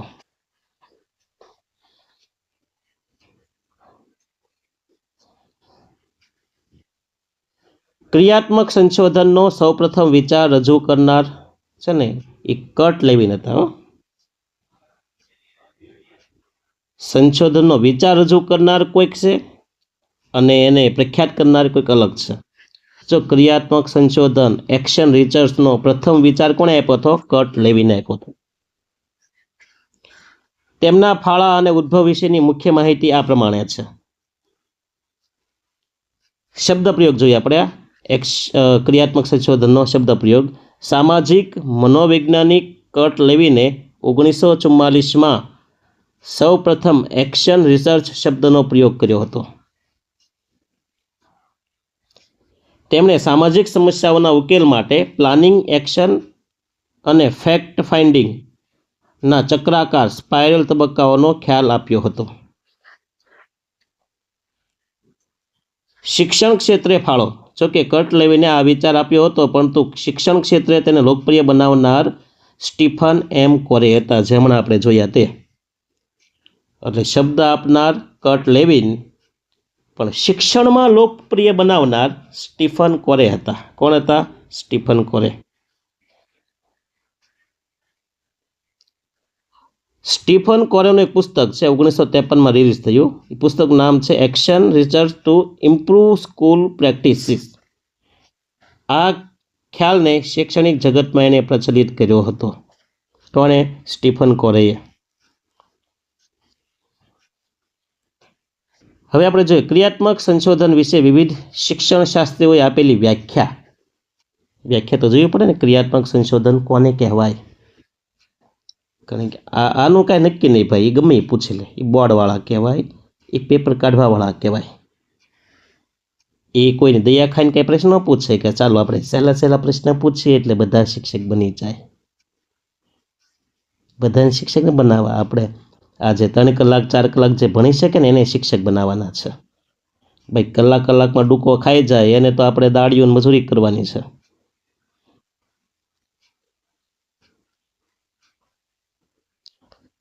સ્ટીફન એમ કોરે. શિક્ષણવિદો એટલે કે શિક્ષકો, વહીવટકર્તાઓ પોતાની કામગીરી અને નિર્ણયોમાં સુધારો લાવવા માટે પોતાની સમસ્યાઓનો પદ્ધતિસર અભ્યાસ કરે તેને ક્રિયાત્મક સંશોધન કહેવાય. આ પહેલી વ્યાખ્યા સ્ટીફન કોરેએ આપી. જો કોરેએ આ સંશોધનને પોતાની સમસ્યા પોતે જ ઉકેલ તરીકે ઓળખાવી હતી. કર્ટ લેવિને આપેલી વ્યાખ્યા. તો કર્ટ લેવિનના મતે સંશોધન વિનાની ક્રિયા એ અંધ છે અને ક્રિયા વિનાનું સંશોધન નિરર્થક છે. ટૂંકું ટચ પણ ધારદાર વાત કરી નાખી. લેવિને સામાજિક પરિવર્તન લાવવા માટે આ પ્રકારના સંશોધનને એક ચક્રાકાર પ્રક્રિયા તરીકે સમજાવ્યું હતું. પણ હવે જોઈએ મૌલીની વ્યાખ્યા. સ્થાનિક કક્ષાએ ઉદ્ભવતી સમસ્યાઓના ઉકેલ માટે જે સંશોધન હાથ ધરાય છે તેને ક્રિયાત્મક સંશોધન કહેવાય છે. એણે શું લીધું? સ્થાન કે જે તે વિસ્તાર પ્રદેશની વાત કરી નાખી છે કે ત્યાં જે સમસ્યા ઉદ્ભવે અને એનો ઉકેલ મેળવવા માટે જે સંશોધન થાય એને ક્રિયાત્મક સંશોધન કહેવાય. વાત એની હાસી છે ભાઈ મૌલીભાઈની. Very good Maulibhai, keep going up. તેમણે સમસ્યાના ત્વરિત અને વ્યવહારુ ઉકેલ પર વધારે ભાર મૂક્યો હતો. કોણે? મૌલીભાઈએ. હવે આવશે મેકગ્રાથ. ક્રિયાત્મક સંશોધન એ પ્રવર્તમાન પરિસ્થિતિ કે પદ્ધતિમાં સુધારો કરવા માટે કરવામાં આવતો પદ્ધતિસરનો પ્રયાસ છે. આ ભાઈ કંઈ ખોટું કહેતા નથી કે પ્રવર્તમાન પરિસ્થિતિમાં સુધારો લાવવો હોય તો શું કરવું પડે? ક્રિયાત્મક સંશોધન કરવું પડે. ટૂંકો સાર આપણે જોઈએ વ્યાખ્યાનો.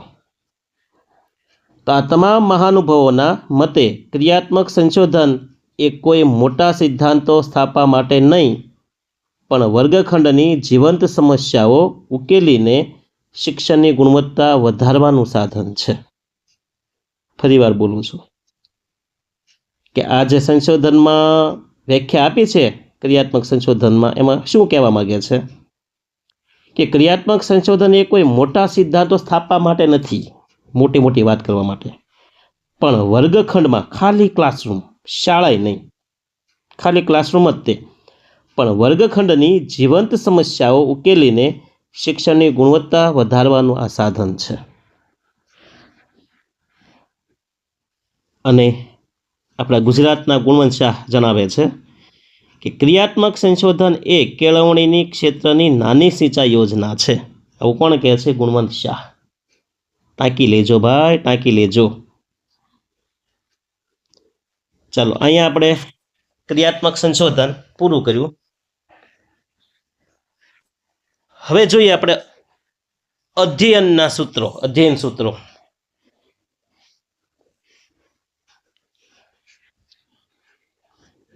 વિચાર કરો, થાકી જવાથી શું થાય? કોઈ દોડવીર, એથ્લેટિક દોડવીર છેલ્લે આમ એન્ડ પોઈન્ટ ઉપર હોય, લક્ષ્ય હાવ નજીક હોય, જીતવાની અણી ઉપર હોય અને થાકીને ધીમો પડી જાય તો એને મેડલ મળે, નંબર આવે, ગોલ અચીવ થાય? ન થાય.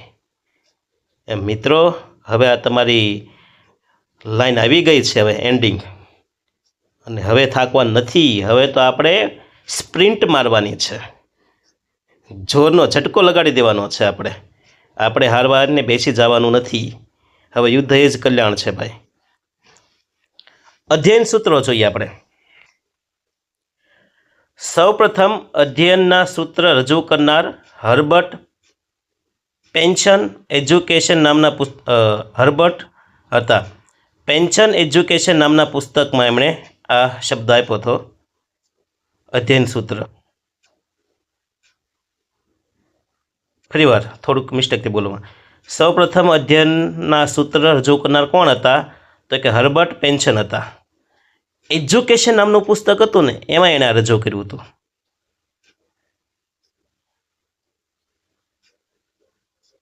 પણ આ અધ્યાપન સૂત્રનો વ્યાપક બનાવનાર કોણ હતા? તો કે હર્બર્ટ નહોતા, એ હતા ડોક્ટર વોલ્ટન. પછી અધ્યાપન સૂત્રનો સમર્થન આપનાર કોણ હતા? તો એટલે ડોક્ટર ક્વિક. 3 નામ થઈ ગયા. જુઓ, સૂત્ર રજૂ કરનાર હર્બર્ટ પેન્શનર, વ્યાપક બનાવનાર ડોક્ટર વોલ્ટન અને સમર્થન આપનાર ડોક્ટર ક્વિક.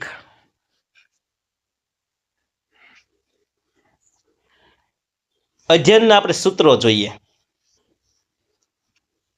તો એ શિક્ષણ પ્રક્રિયાને સરળ, અસરકારક અને મનોવૈજ્ઞાનિક બનાવવા માટેના પાયાના માર્ગદર્શક સિદ્ધાંતો છે.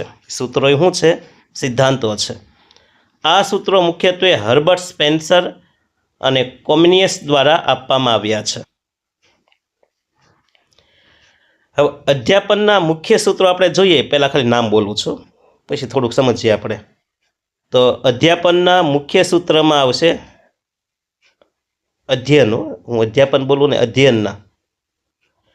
અધ્યયનના મુખ્ય સૂત્રમાં આવશે જ્ઞાત પરથી અજ્ઞાત તરફ, સરળ પરથી કઠિન તરફ, મૂર્ત પરથી અમૂર્ત તરફ, પૂર્ણ પરથી અખંડ તરફ, વિશિષ્ટ પરથી સામાન્ય તરફ, અનુભવજન્ય પરથી તર્કસંગત તરફ અને મનોવૈજ્ઞાનિક ક્રમથી તાર્કિક ક્રમ તરફ.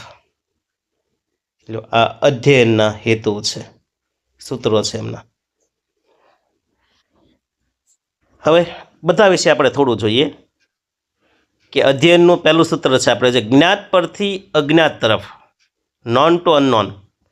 વિદ્યાર્થી જે જાણે છે તેના આધારે નવું જ્ઞાન આપવું. દાખલા કે નદી વિશે ભણાવતા પહેલાં સ્થાનિક તળાવ કે કૂવાની ચર્ચા કરીએ, કારણ કે એમની નજીક છે ને કૂવો હોય, તળાવ હોય. જે જ્ઞાત છે, જાણે છે, પછી એને નદી વિશે એનો ખ્યાલ આપવાનો. સરળ પરથી કઠિન તરફ, સિમ્પલ ટુ કોમ્પ્લેક્સ.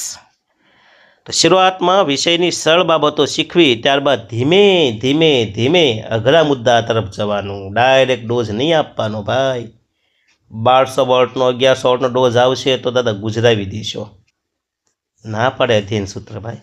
સરળ પરથી કઠિન તરફ જવાનું. પહેલાં સહેલું ભણાવવાનું, પોચું ભણાવવાનું, પછી અઘરું ભણાવો તો ચાલે.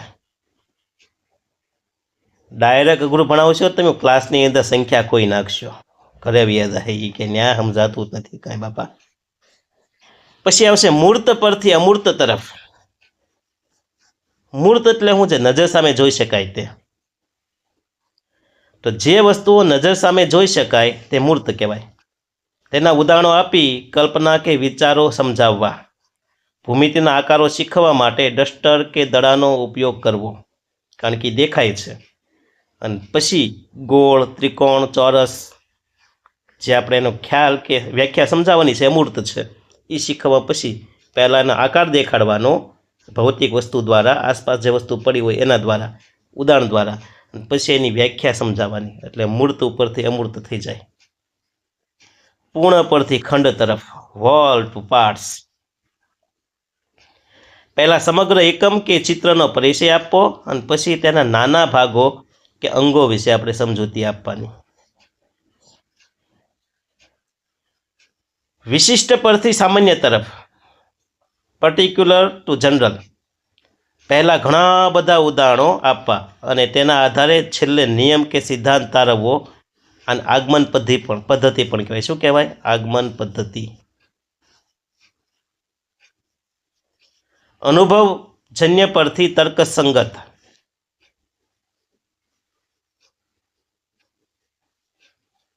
Empirical to rational. બાળક જે અનુભવે છે તેનાથી શરૂઆત કરી તેને વૈજ્ઞાનિક તર્ક કે કારણો તરફ લઈ જવા છે. દાખલા તરીકે બાળક મીઠું ખાય છે, NaCl, તો NaClનો ખ્યાલ નથી એમને, પણ મીઠાનો ખ્યાલ છે, ખારું છે, સ્વાદે. તો એના એ જે જોયેલું છે, અનુભવેલું છે, એના ઉપરથી પછી એને એનું તર્ક લેશે, ભાઈ કે NaCl કહેવાય, એના ઉપયોગો બરાબર છે, એની અંદર કયું તત્વ છે, કયું રસાયણ છે, એનું અણુસૂત્ર, એ પછી આગળ લઈ જવાય. મનોવૈજ્ઞાનિક ક્રમથી તાર્કિક ક્રમ તરફ, સાયકોલોજીકલ ટુ લોજિકલ. તો બાળકની રુચિ અને વય મર્યાદા મુજબ પહેલાં શિક્ષણ શરૂ કરવાનું, પછી તેને વિષય વસ્તુના વ્યવસ્થિત ક્રમમાં ગોઠવવાનું. જોયું? સરળ છે. 2 થી 3 કે 4 વખત વાંચો એટલે તમને અધ્યયન આવડી જશે. સ્વાભાવિક છે, એક વારમાં તો કોઈ વસ્તુ ક્યારે આવડવાની જ નથી. તમારે 2 થી 4, 5 વાર રિવિઝન કરવું પડશે. હવે જોઈએ આપણે નવો મુદ્દો છે કેળવણી. હા, આપણો ઘરનો શબ્દો કેળવણી. કેળવણી માટે ગુજરાતી ભાષામાં નીચે મુજબના સમાનાર્થી આપેલા. જુઓ, સૌથી વધુ વપરાતો શબ્દ શિક્ષણ, પછી વિદ્યા, પછી ભણતર, તાલીમ, સંસ્કાર, બોધ, ઉપદેશ, પ્રશિક્ષણ. અલગ અલગ જગ્યાએ પછી ખાતા પ્રમાણે, વિભાગ પ્રમાણે, જરૂરિયાત પ્રમાણે અલગ અલગ શબ્દ બનાવી દીધા કેળવણીને. હા, અમુકમાં પછી મર્યાદિત હોય, પણ એ આગળ જોઈશું આપણે. કેળવણીનો ધાતુગત અર્થ આપણે જોઈએ તો સંસ્કૃતમાં શિક્ષ ધાતુ પરથી શિક્ષણ, શીખવું તે, અને વિદ ધાતુ પરથી વિદ્યા, જાણવું તે શબ્દ ઉતરી આવ્યા છે. અંગ્રેજીમાં પણ જુઓ, એજ્યુકેશન શબ્દ છે ને, લેટિન શબ્દ એજ્યુકેર અથવા એજ્યુસીર. એજ્યુકેર એટલે ઉછેરવું, કેર શબ્દ છે, અથવા એજ્યુસીર એટલે કે બહાર લાવવું. પરથી બે શબ્દ પરથી એજ્યુકેશન શબ્દ બન્યો છે. એજ્યુકેશન શબ્દ એજ્યુકેર, એજ્યુસીર પરથી આવેલો છે. કેળવણી એજ્યુકેશન વિશે વિવિધ મહાનુભાવો અને શિક્ષણ શાસ્ત્રીઓએ આપેલી વ્યાખ્યાઓ આપણે જોઈ. કેળવણી વિશે બહુ બધાએ કીધું છે, જોઈએ આપણે. ભારતીય મહાનુભાવોના મતે આપણે જોઈએ કે કેળવણી વિશે ભારતીય મહાનુભાવના ખ્યાલ કેવા હતા, વિચાર કેવા હતા, એમની વાણી કેવી હતી. તો પહેલું છે મહાત્મા ગાંધી. તો કેળવણી એટલે બાળકના શરીર, મન અને આત્મામાં રહેલા ઉત્તમોત્તમ અંશોનું આવિષ્કરણ. ઘટે ને ભાઈ, ગાંધીજી લગભગ બધા વિષયમાં આવી શકે છે. ઓલરાઉન્ડર છે આપણી જમીન. મહાત્મા ગાંધી એક કીધેલું છે કે ખરાબ અક્ષર એ અધૂરી કેળવણી નિશાની છે ને કેળવણી શબ્દ આવ્યો. બીજી વ્યાખ્યા આપી સ્વામી વિવેકાનંદ કે માણસમાં રહેલી પૂર્વ પ્રગટ પૂર્ણતાનું પ્રગટીકરણ એટલે કેળવણી.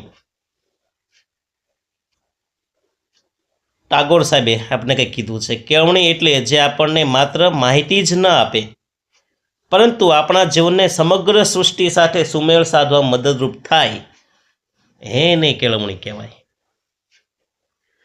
તો ઋષિ અરવિંદ કહેવા માગે છે આપણને બાળકના અંતરાત્માની શક્તિઓને વિકસાવવી એટલે કેળવણી. કનૈયાલાલ મુનશી કમા મુનશી એ કંઈક કહે છે આપણને કે કેળવણી એટલે મનુષ્યનું સતત પરિવર્તન. તો ડૉક્ટર રાધાકૃષ્ણન કહે છે કેળવણી એટલે માનવ અને સમાજનું નિર્માણ. શંકરાચાર્ય પણ કંઈક કહે છે કેળવણી એટલે આત્મ સાક્ષાત્કાર. કેટલા વિદ્વાનોએ કીધું છે. હજી જોઈએ આપણે વેસ્ટર્ન કલ્ચર, પાશ્ચાત્ય વિદ્વાનોના મતે કેળવણી કોને કહેવાય? તો એરિસ્ટોટલ સ્વસ્થ શરીરમાં સ્વસ્થ મનનું ઘડતર એટલે કેળવણી. પેસ્ટાલોજી વ્યાખ્યા આપી છે કેળવણી એટલે બાળકની આંતરિક શક્તિઓની કુદરતી સુમેળભર્યા અને પ્રગતિશીલ વિકાસ. જ્હોન ડ્યુઈ કેળવણી એટલે અનુભવોનું સતત પુનઃનિર્માણ. પ્લેટો શરીર અને આત્માને જે સૌંદર્ય અને પૂર્ણતા આપી શકાય તે આપવી એટલે કેળવણી.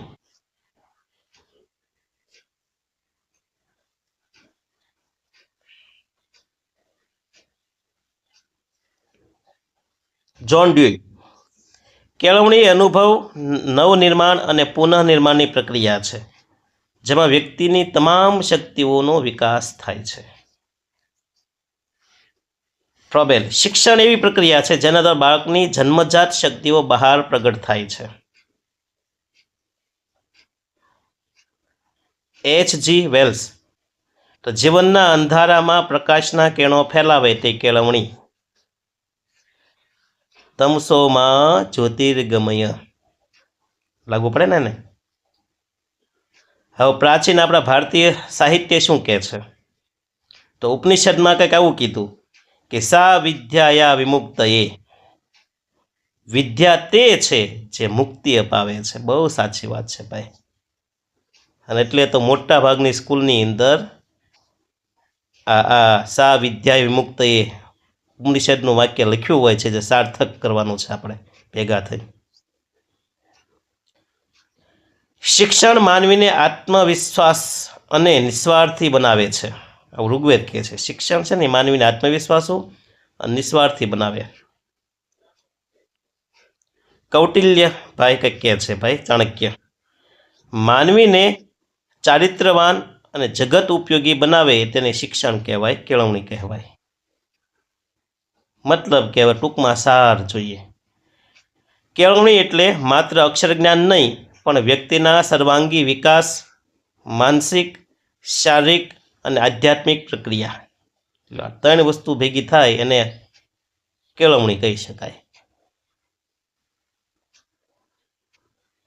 કેળવણીના હેતુ જો બહુ પ્રશ્ન પૂછાય હો, ટાટની અંદર કેળવણીના બહુ પ્રશ્ન પૂછાય. તો હવે પૂછાય એવો કેળવણીના હેતુ કેટલા?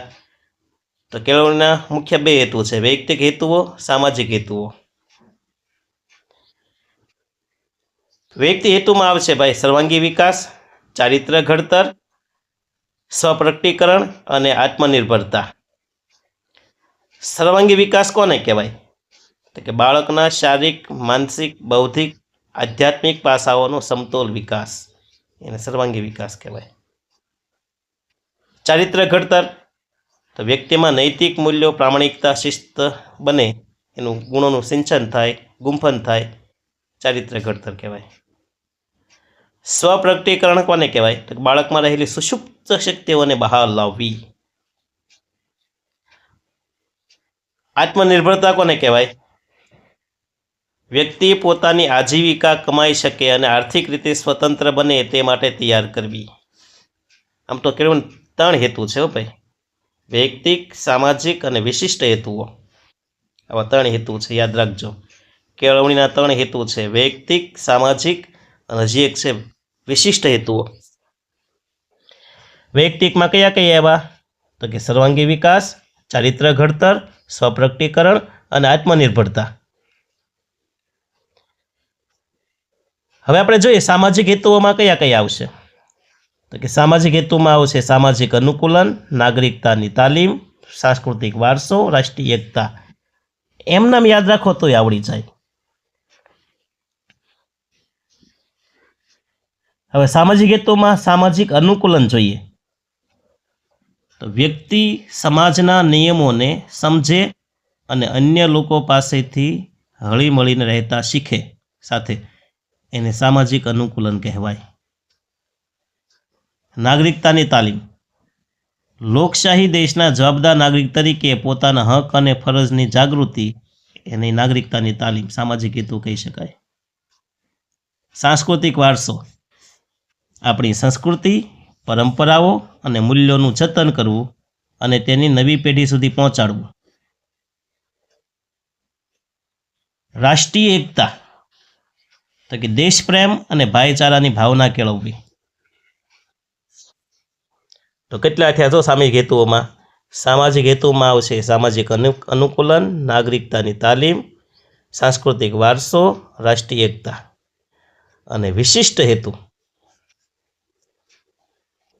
તો જ્ઞાન પ્રાપ્તિ માટે, દુનિયા અને વિષયો વિશે પદ્ધતિસરનું જ્ઞાન મેળવવું, એ વિશિષ્ટ હેતુમાં આવશે. જ્ઞાન પ્રાપ્તિ.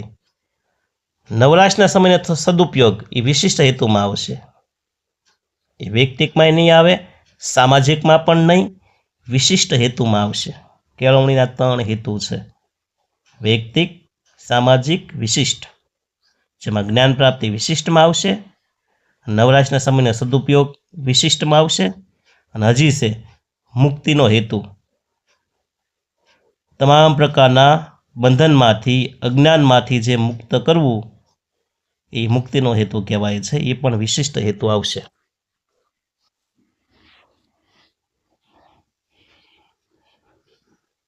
હવે જોઈએ આપણે કેળવણી. કેળવણી 3 સ્વરૂપની હોય, ઔપચારિક કેળવણી, અનૌપચારિક કેળવણી અને નિરંતર અથવા અવૈધિક કેળવણી. એમાં પહેલું જોઈએ આપણે ઔપચારિક કેળવણી કોને કહેવાય? Formal education. આ શિક્ષણ પદ્ધતિસરનું અને ચોક્કસ માળખામાં હોય છે. કેળવણી 3 પ્રકારની હોય, જો એમને સમજાવી દો પહેલા. ઔપચારિક, અનૌપચારિક અને અવૈધિક, નિરંતર. ઔપચારિક એટલે શું? નિયમસર, પદ્ધતિસરનું હોય, જેમ કે શાળામાં, સ્કૂલમાં, કોલેજમાં એમ જ હોય ને. અનૌપચારિક એટલે શું? એમાં કેળવણી મળે પણ નિયમ ન હોય. ચોક્કસ, જેમ કે આપણા માતા પિતા આપણે કેળવણી આપે જ છે, પણ સ્કૂલની જેમ કંઈ નિયમ હોય કે હાલભાઈ યુનિફોર્મ પહેરવાનો બટા તારે ઘરની અંદર, બેલ પડે ત્યારે ખાવા બેસવાનું, બસ હવે શીખી લીધું છે, સાંજે ટેસ્ટ આપવાનું છે, એટલા માર્ક આવ્યા છે એટલે હવે તો એટલી સુવિધા મળશે. આવા નિયમ ખરા? તો જ્યાં નિયમ ન હોય એને અનૌપચારિક કહેવાય, નિયમ હોય તો ઔપચારિક કહેવાય. એટલે હવે તો ખ્યાલ આવી ગયો ને કે ઔપચારિક એટલે શું? નિયમવાળું. તો જે કેળવણી નિયમસર, પદ્ધતિસર મળે એ ઔપચારિક કહેવાય છે, જેમ કે શાળા, કોલેજ, યુનિવર્સિટીમાં. એની લાક્ષણિકતા શું? તેમાં ચોક્કસ અભ્યાસક્રમ હોય, સમયપત્રક હોય, લાયક શિક્ષકો હોય, પરીક્ષા હોય, અંતે પ્રમાણપત્ર, ડિગ્રી પણ આપવામાં આવે. આને ઔપચારિક શિક્ષણ કહેવાય. બીએડ કે શાળામાં લેવાતું શિક્ષણ યાદ છે ને. હવે અનૌપચારિક શિક્ષણ જોઈએ તો આ જીવનભર ચાલતી આકસ્મિક પ્રક્રિયા છે. અનૌપચારિક શિક્ષણ આપણને ગમે ત્યારે ગમે ત્યાં મળે છે, એનો કોઈ નિયમ નથી. જે કોઈ પણ પૂર્વ આયોજન વગર આપણને શિક્ષણ મળે છે. હવે અનૌપચારિક શિક્ષણ ક્યાંથી મળશે? સ્થળ, ઘરે પણ મળી શકે, માતા પિતા, વડીલો દ્વારા, પરિવાર દ્વારા, મિત્રો દ્વારા, ભાઈબંધોએ ઘણું શીખવાડે, ભૂકા કાઢ નાખે એટલું. સમાજ કે રમતનું મેદાન, આ બધા સ્થળ છે ને અનૌપચારિક કેળવણીવાળા છે. એમાં કોઈ નિશ્ચિત અભ્યાસક્રમ ન હોય, પરીક્ષા હોતી નથી, બાળક અનુકરણ કે અનુભવથી શીખે છે. ઉદાહરણ તરીકે આપણે જોઈએ તો માતા પિતા પાસેથી સંસ્કાર મેળવવા, વ્યવહારુ જ્ઞાન શીખવું, એ બધું અનૌપચારિક શિક્ષણમાં આવશે. અને ત્રીજા પ્રકારનું જે છે ને ઔપચારિક કંઈ નહીં, અનૌપચારિક કંઈ નહીં. ત્રીજું કયું છે જુઓ, નિરંતર અથવા અવૈધિક કેળવણી. આ બેનું મિશ્રણ છે, ઔપચારિક અનૌપચારિકનું વચ્ચેનું સ્વરૂપ છે, લવચિક છે, ફ્લેક્સિબલ. હવે આ શિક્ષણ છે ને ક્યાં મળે? તો કે ઓપન યુનિવર્સિટી, ખબર છે ને, મુક્ત યુનિવર્સિટીઓ, પત્રાચાર અભ્યાસક્રમો કે ઓનલાઈન પ્લેટફોર્મ ઉપરથી તમને મળે. અત્યારે તમે જ્યાં યુટ્યુબ દ્વારા શીખો છો મારો લેક્ચર, એ કયું છે? નિરંતર અથવા અવૈધિક કેળવણી છે ને. આમાં કોઈ નિયમ છે ભાઈ? બેહેજ તે આ જગ્યાએ બેસ, આ લખી જ નાખ, 5 વાર લખ, 10 વાર લખ, કાંઈ છે? મોજ પડે ભણો, નકર આ યુટ્યુબ બંધ કરીને શોર્ટ વિડીયો જોવા મળો, મને ગલગલિયા થવા મળશે. એટલે જો અવૈધિક શિક્ષણમાં શું હોય છે કે એમાં પ્રત્યક્ષ સામે કોઈ હોય તે ન પણ હોય. એમાં અમુક પ્રકારની પરીક્ષા હોય તો અમુકમાં ન હોય. પત્ર વ્યવહાર દ્વારા પણ શિક્ષણ મળી જાય, ઓનલાઈન દ્વારા પણ મળી જાય છે. અને એવી મુક્ત કે ઓપન યુનિવર્સિટી દ્વારા પણ શિક્ષણ મળે છે. તો એને નિરંતર કે અવૈધિક કેળવણી કહેવાય. લાક્ષણિકતા આ કોના માટે હોય?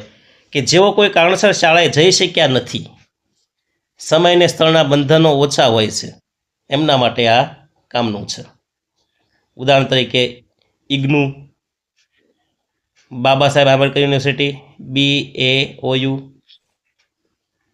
અથવા દીક્ષા કે સ્વયં પોર્ટલ પરથી પણ શીખી શકાય છે. ટૂંકમાં જોઈએ તો આ ત્રણ તફાવત જો, ઔપચારિક, અનૌપચારિક, નિરંતર, આ ત્રણનો તફાવત શું? તો ઔપચારિક છે ને હેતુપૂર્વકનું બંધનવાળું છે. અનૌપચારિકમાં સહજ અને કુદરતી છે, એમના મળી જાય આપણને, આપણા ઘરેથી રમતા રમતા મળી જાય. નિરંતર છે ને જરૂરિયાત મુજબનું અને લવચિક છે, જરૂર હોય તો તે શિક્ષણ લેવાનું, નહીતર નહીં.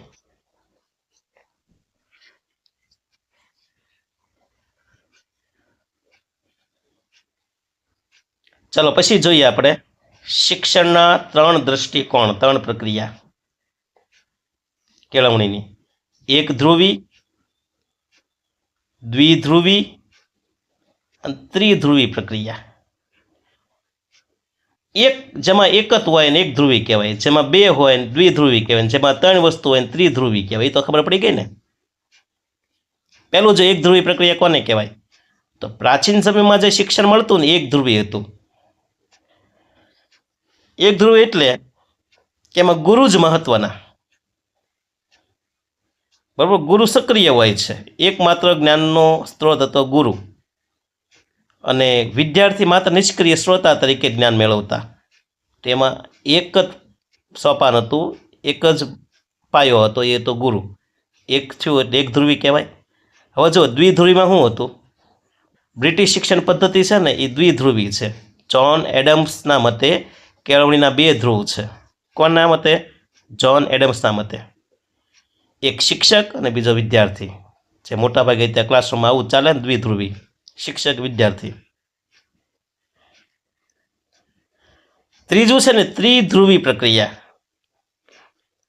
અમેરિકન શિક્ષણશાસ્ત્રી જ્હોન ડ્યુઈ એ આધુનિક ખ્યાલ આપ્યો કે કેળવણીના માત્ર શિક્ષક અને વિદ્યાર્થી પૂરતું નથી, પણ ત્રીજો મહત્વનો ધ્રુવ છે સમાજ, સોશિયલ એન્વાયરમેન્ટ. એટલે 3 ધ્રુવ થયા. કયા કયા ગણો તો? શિક્ષક, વિદ્યાર્થી અને સમાજ અથવા વાતાવરણ અથવા અભ્યાસક્રમ પણ કહી શકાય. એ મહત્વનું છે ને. તો આવા 3 ધ્રુવ હોય ત્રિધ્રુવી. એક ધ્રુવમાં ગુરુ હતા, બીજા ધ્રુવમાં ગુરુ ને શિષ્ય હતા, ત્રીજા ધ્રુવમાં શું આવ્યા? 3 ધ્રુવને શિક્ષક, વિદ્યાર્થી અને સમાજ, વાતાવરણ કે અભ્યાસક્રમ. યાદ હું ન રહે ભલામણા. કેળવણીની પ્રક્રિયાના મુખ્ય લક્ષણો જોઈએ આપણે તો 4 લક્ષણ છે. કેળવણી જીવન પર્યંત પ્રક્રિયા છે, સર્વાંગી વિકાસ છે, સક્રિય પ્રક્રિયા છે અને વર્તન પરિવર્તનની પ્રક્રિયા છે. કેળવણીની પહેલું લક્ષણ જોઈએ આપણે, જીવન પર્યંત પ્રક્રિયા. તો કે તે ગર્ભાવસ્થાથી શરૂ થઈ અને મૃત્યુ સુધી નિરંતર ચાલે છે. ગર્ભાવસ્થા એટલે માતાના પેટમાં બાળક જે હોય ને પેટની અંદરનું બાળક ત્યારથી લઈને મરે ત્યાં સુધી. બીજું સર્વાંગી વિકાસ, તેમાં બાળકને શારીરિક, માનસિક, બૌદ્ધિક, સામાજિક તમામ વિકાસ કરી નાખવાનો સર્વાંગી વિકાસ. ત્રીજું સક્રિય પ્રક્રિયા, આમાં શીખનાર અને શીખવનાર બંને સક્રિય રીતે જોડાયેલા હોવા જોઈએ. ચોથું વર્તન પરિવર્તન, કેળવણીનો મુખ્ય ઉદ્દેશ વ્યક્તિના વર્તનમાં ઈચ્છિત પરિવર્તન લાવવાનો છે. તો અહીંયા આપણે શિક્ષણના કેળવણીના મુદ્દા પૂરા કરીએ. બસ બહુ ઓછા મુદ્દા છે, પણ ભણવું તો પડશે ભાઈ, એમાં તો ચાલે મત નથી. શિક્ષણ તો સિંહનું દૂધ છે, અને જેવા તેવા ગધેડા પચાવી ન શકે ને ભાઈ. એ ખર કે ગધેડાના જે બચ્ચા હોય એ સિંહનું દૂધ ન પચાવી શકે. એ તો ક્યાં નાય આ લેક્ચરમાંથી બહાર વહી ગયા છે. એટલે આ સિંહનું દૂધ છે ને એ પાત્રતાવાળા વ્યક્તિ જ પચાવી શકે અને એન્ડ સુધી ટકી રહે એનું કામ. તો 3 રાષ્ટ્રીય શિક્ષણ નીતિ આપણે જોઈએ. હવે અત્યાર સુધીમાં ભારતની અંદર જે રાષ્ટ્રીય નીતિ આવી શિક્ષણ નીતિ એ 3 છે. એ 3 આપણે ટૂંકમાં જોઈએ.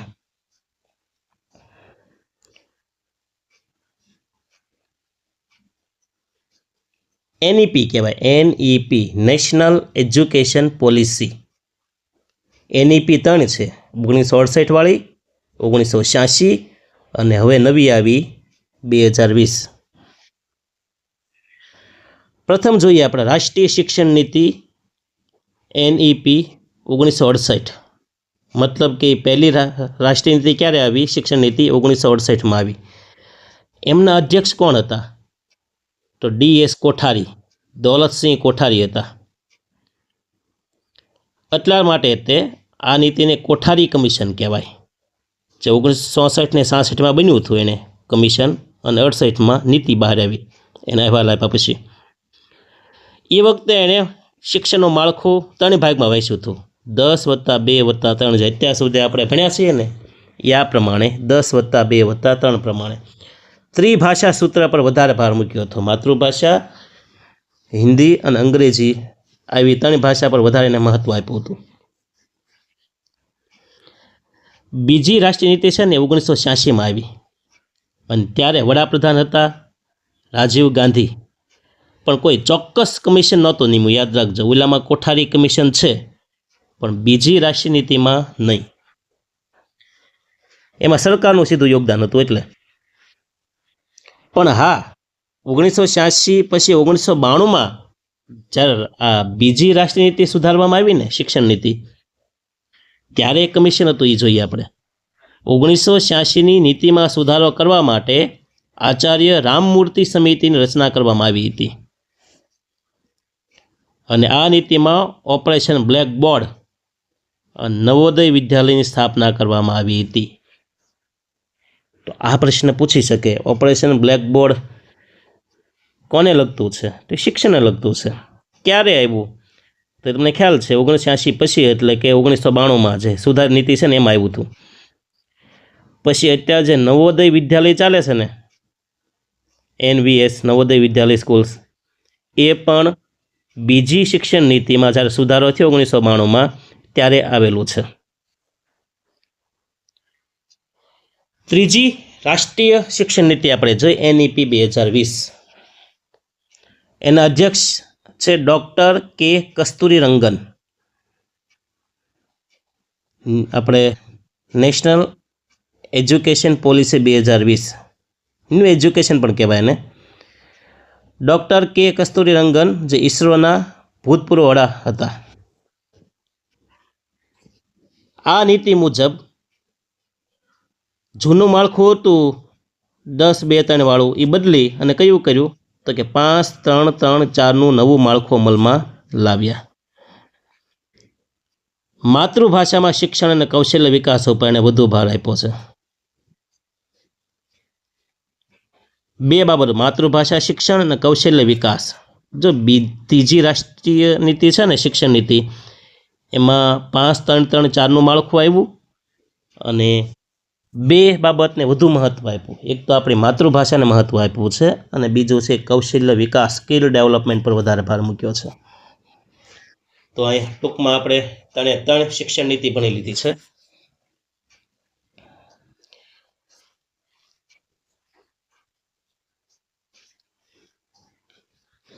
હવે જો આપણે દૂરવર્તી શિક્ષણ,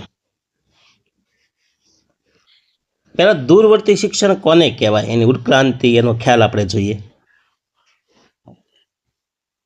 તો આ દૂરવર્તી શિક્ષણનો પહેલો ખ્યાલ છે ને એ 1728માં આ વિચાર આવ્યો હતો. દૂરવર્તી શિક્ષણનો પાયો 1728માં નખાઈ ગયો. બોસ્ટન ગેઝેટમાં કેલેબ ફિલિપ્સ નામના વ્યક્તિએ જાહેરાત આપી હતી કે તેઓ ટપાલ દ્વારા શોર્ટ હેન્ડ લઘુલિપિ શીખવશે. શીખવનાર ક્યાંક અલગ બેઠો છે, શીખનાર પણ ક્યાંક બીજે બેઠો છે. તો દૂરથી શિક્ષણ મળે ને દૂરવર્તી શિક્ષણ કહેવાય. અત્યારે તમે જે અત્યારે કરો છો એ શું છે, આ અભ્યાસ કરી રહ્યા છો યુટ્યુબ દ્વારા, એક જાતનું દૂરવર્તી શિક્ષણ જ છે ને. તમને ભણાવનાર શિક્ષક દૂર છે અને તમે પણ ક્યાંક અલગ પ્રદેશમાંથી મતલબ કે આવો છો.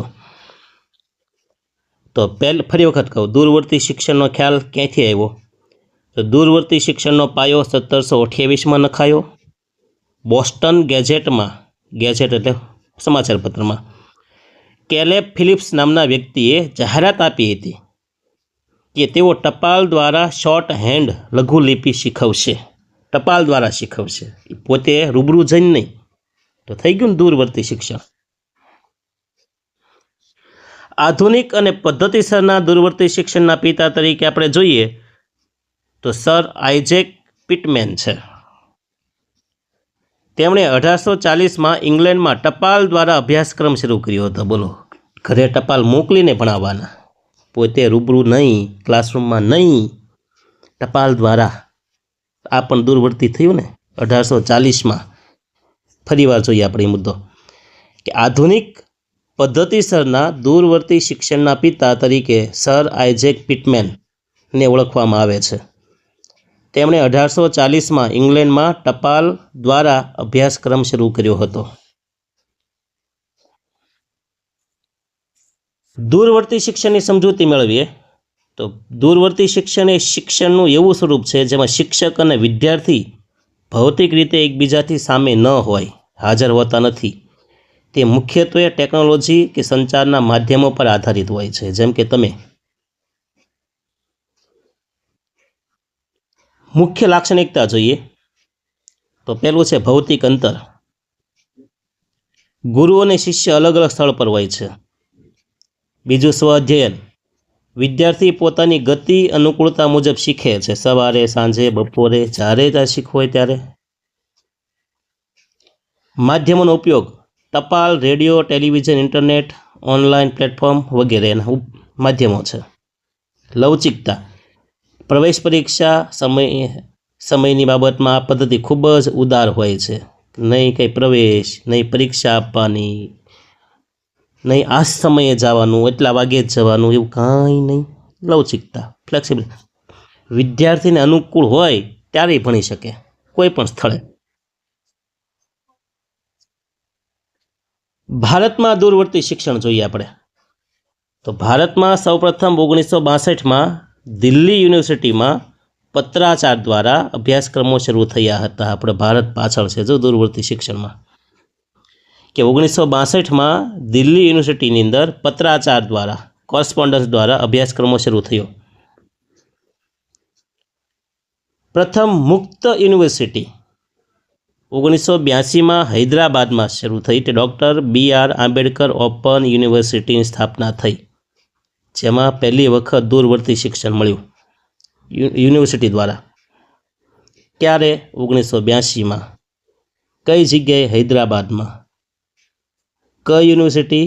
BR Ambedkar open university. આ તો હૈદરાબાદ એટલે આંધ્રપ્રદેશની વાત હતી, પણ આખા રાષ્ટ્ર લેવલે વિચાર કરીએ તો રાષ્ટ્રીય કક્ષાએ 1985માં IGNOU, Indira Gandhi national open યુનિવર્સિટીની સ્થાપના થઈ 1985માં. અને હવે ઘેર બેઠા પણ અભ્યાસ શરૂ રહી શકે એવી સુવિધા ઇગ્નુમાં છે. ગુજરાતમાં પણ 1994માં BAOU doctor Baba Saheb Ambedkar open યુનિવર્સિટીની સ્થાપના અમદાવાદમાં કરવામાં આવી.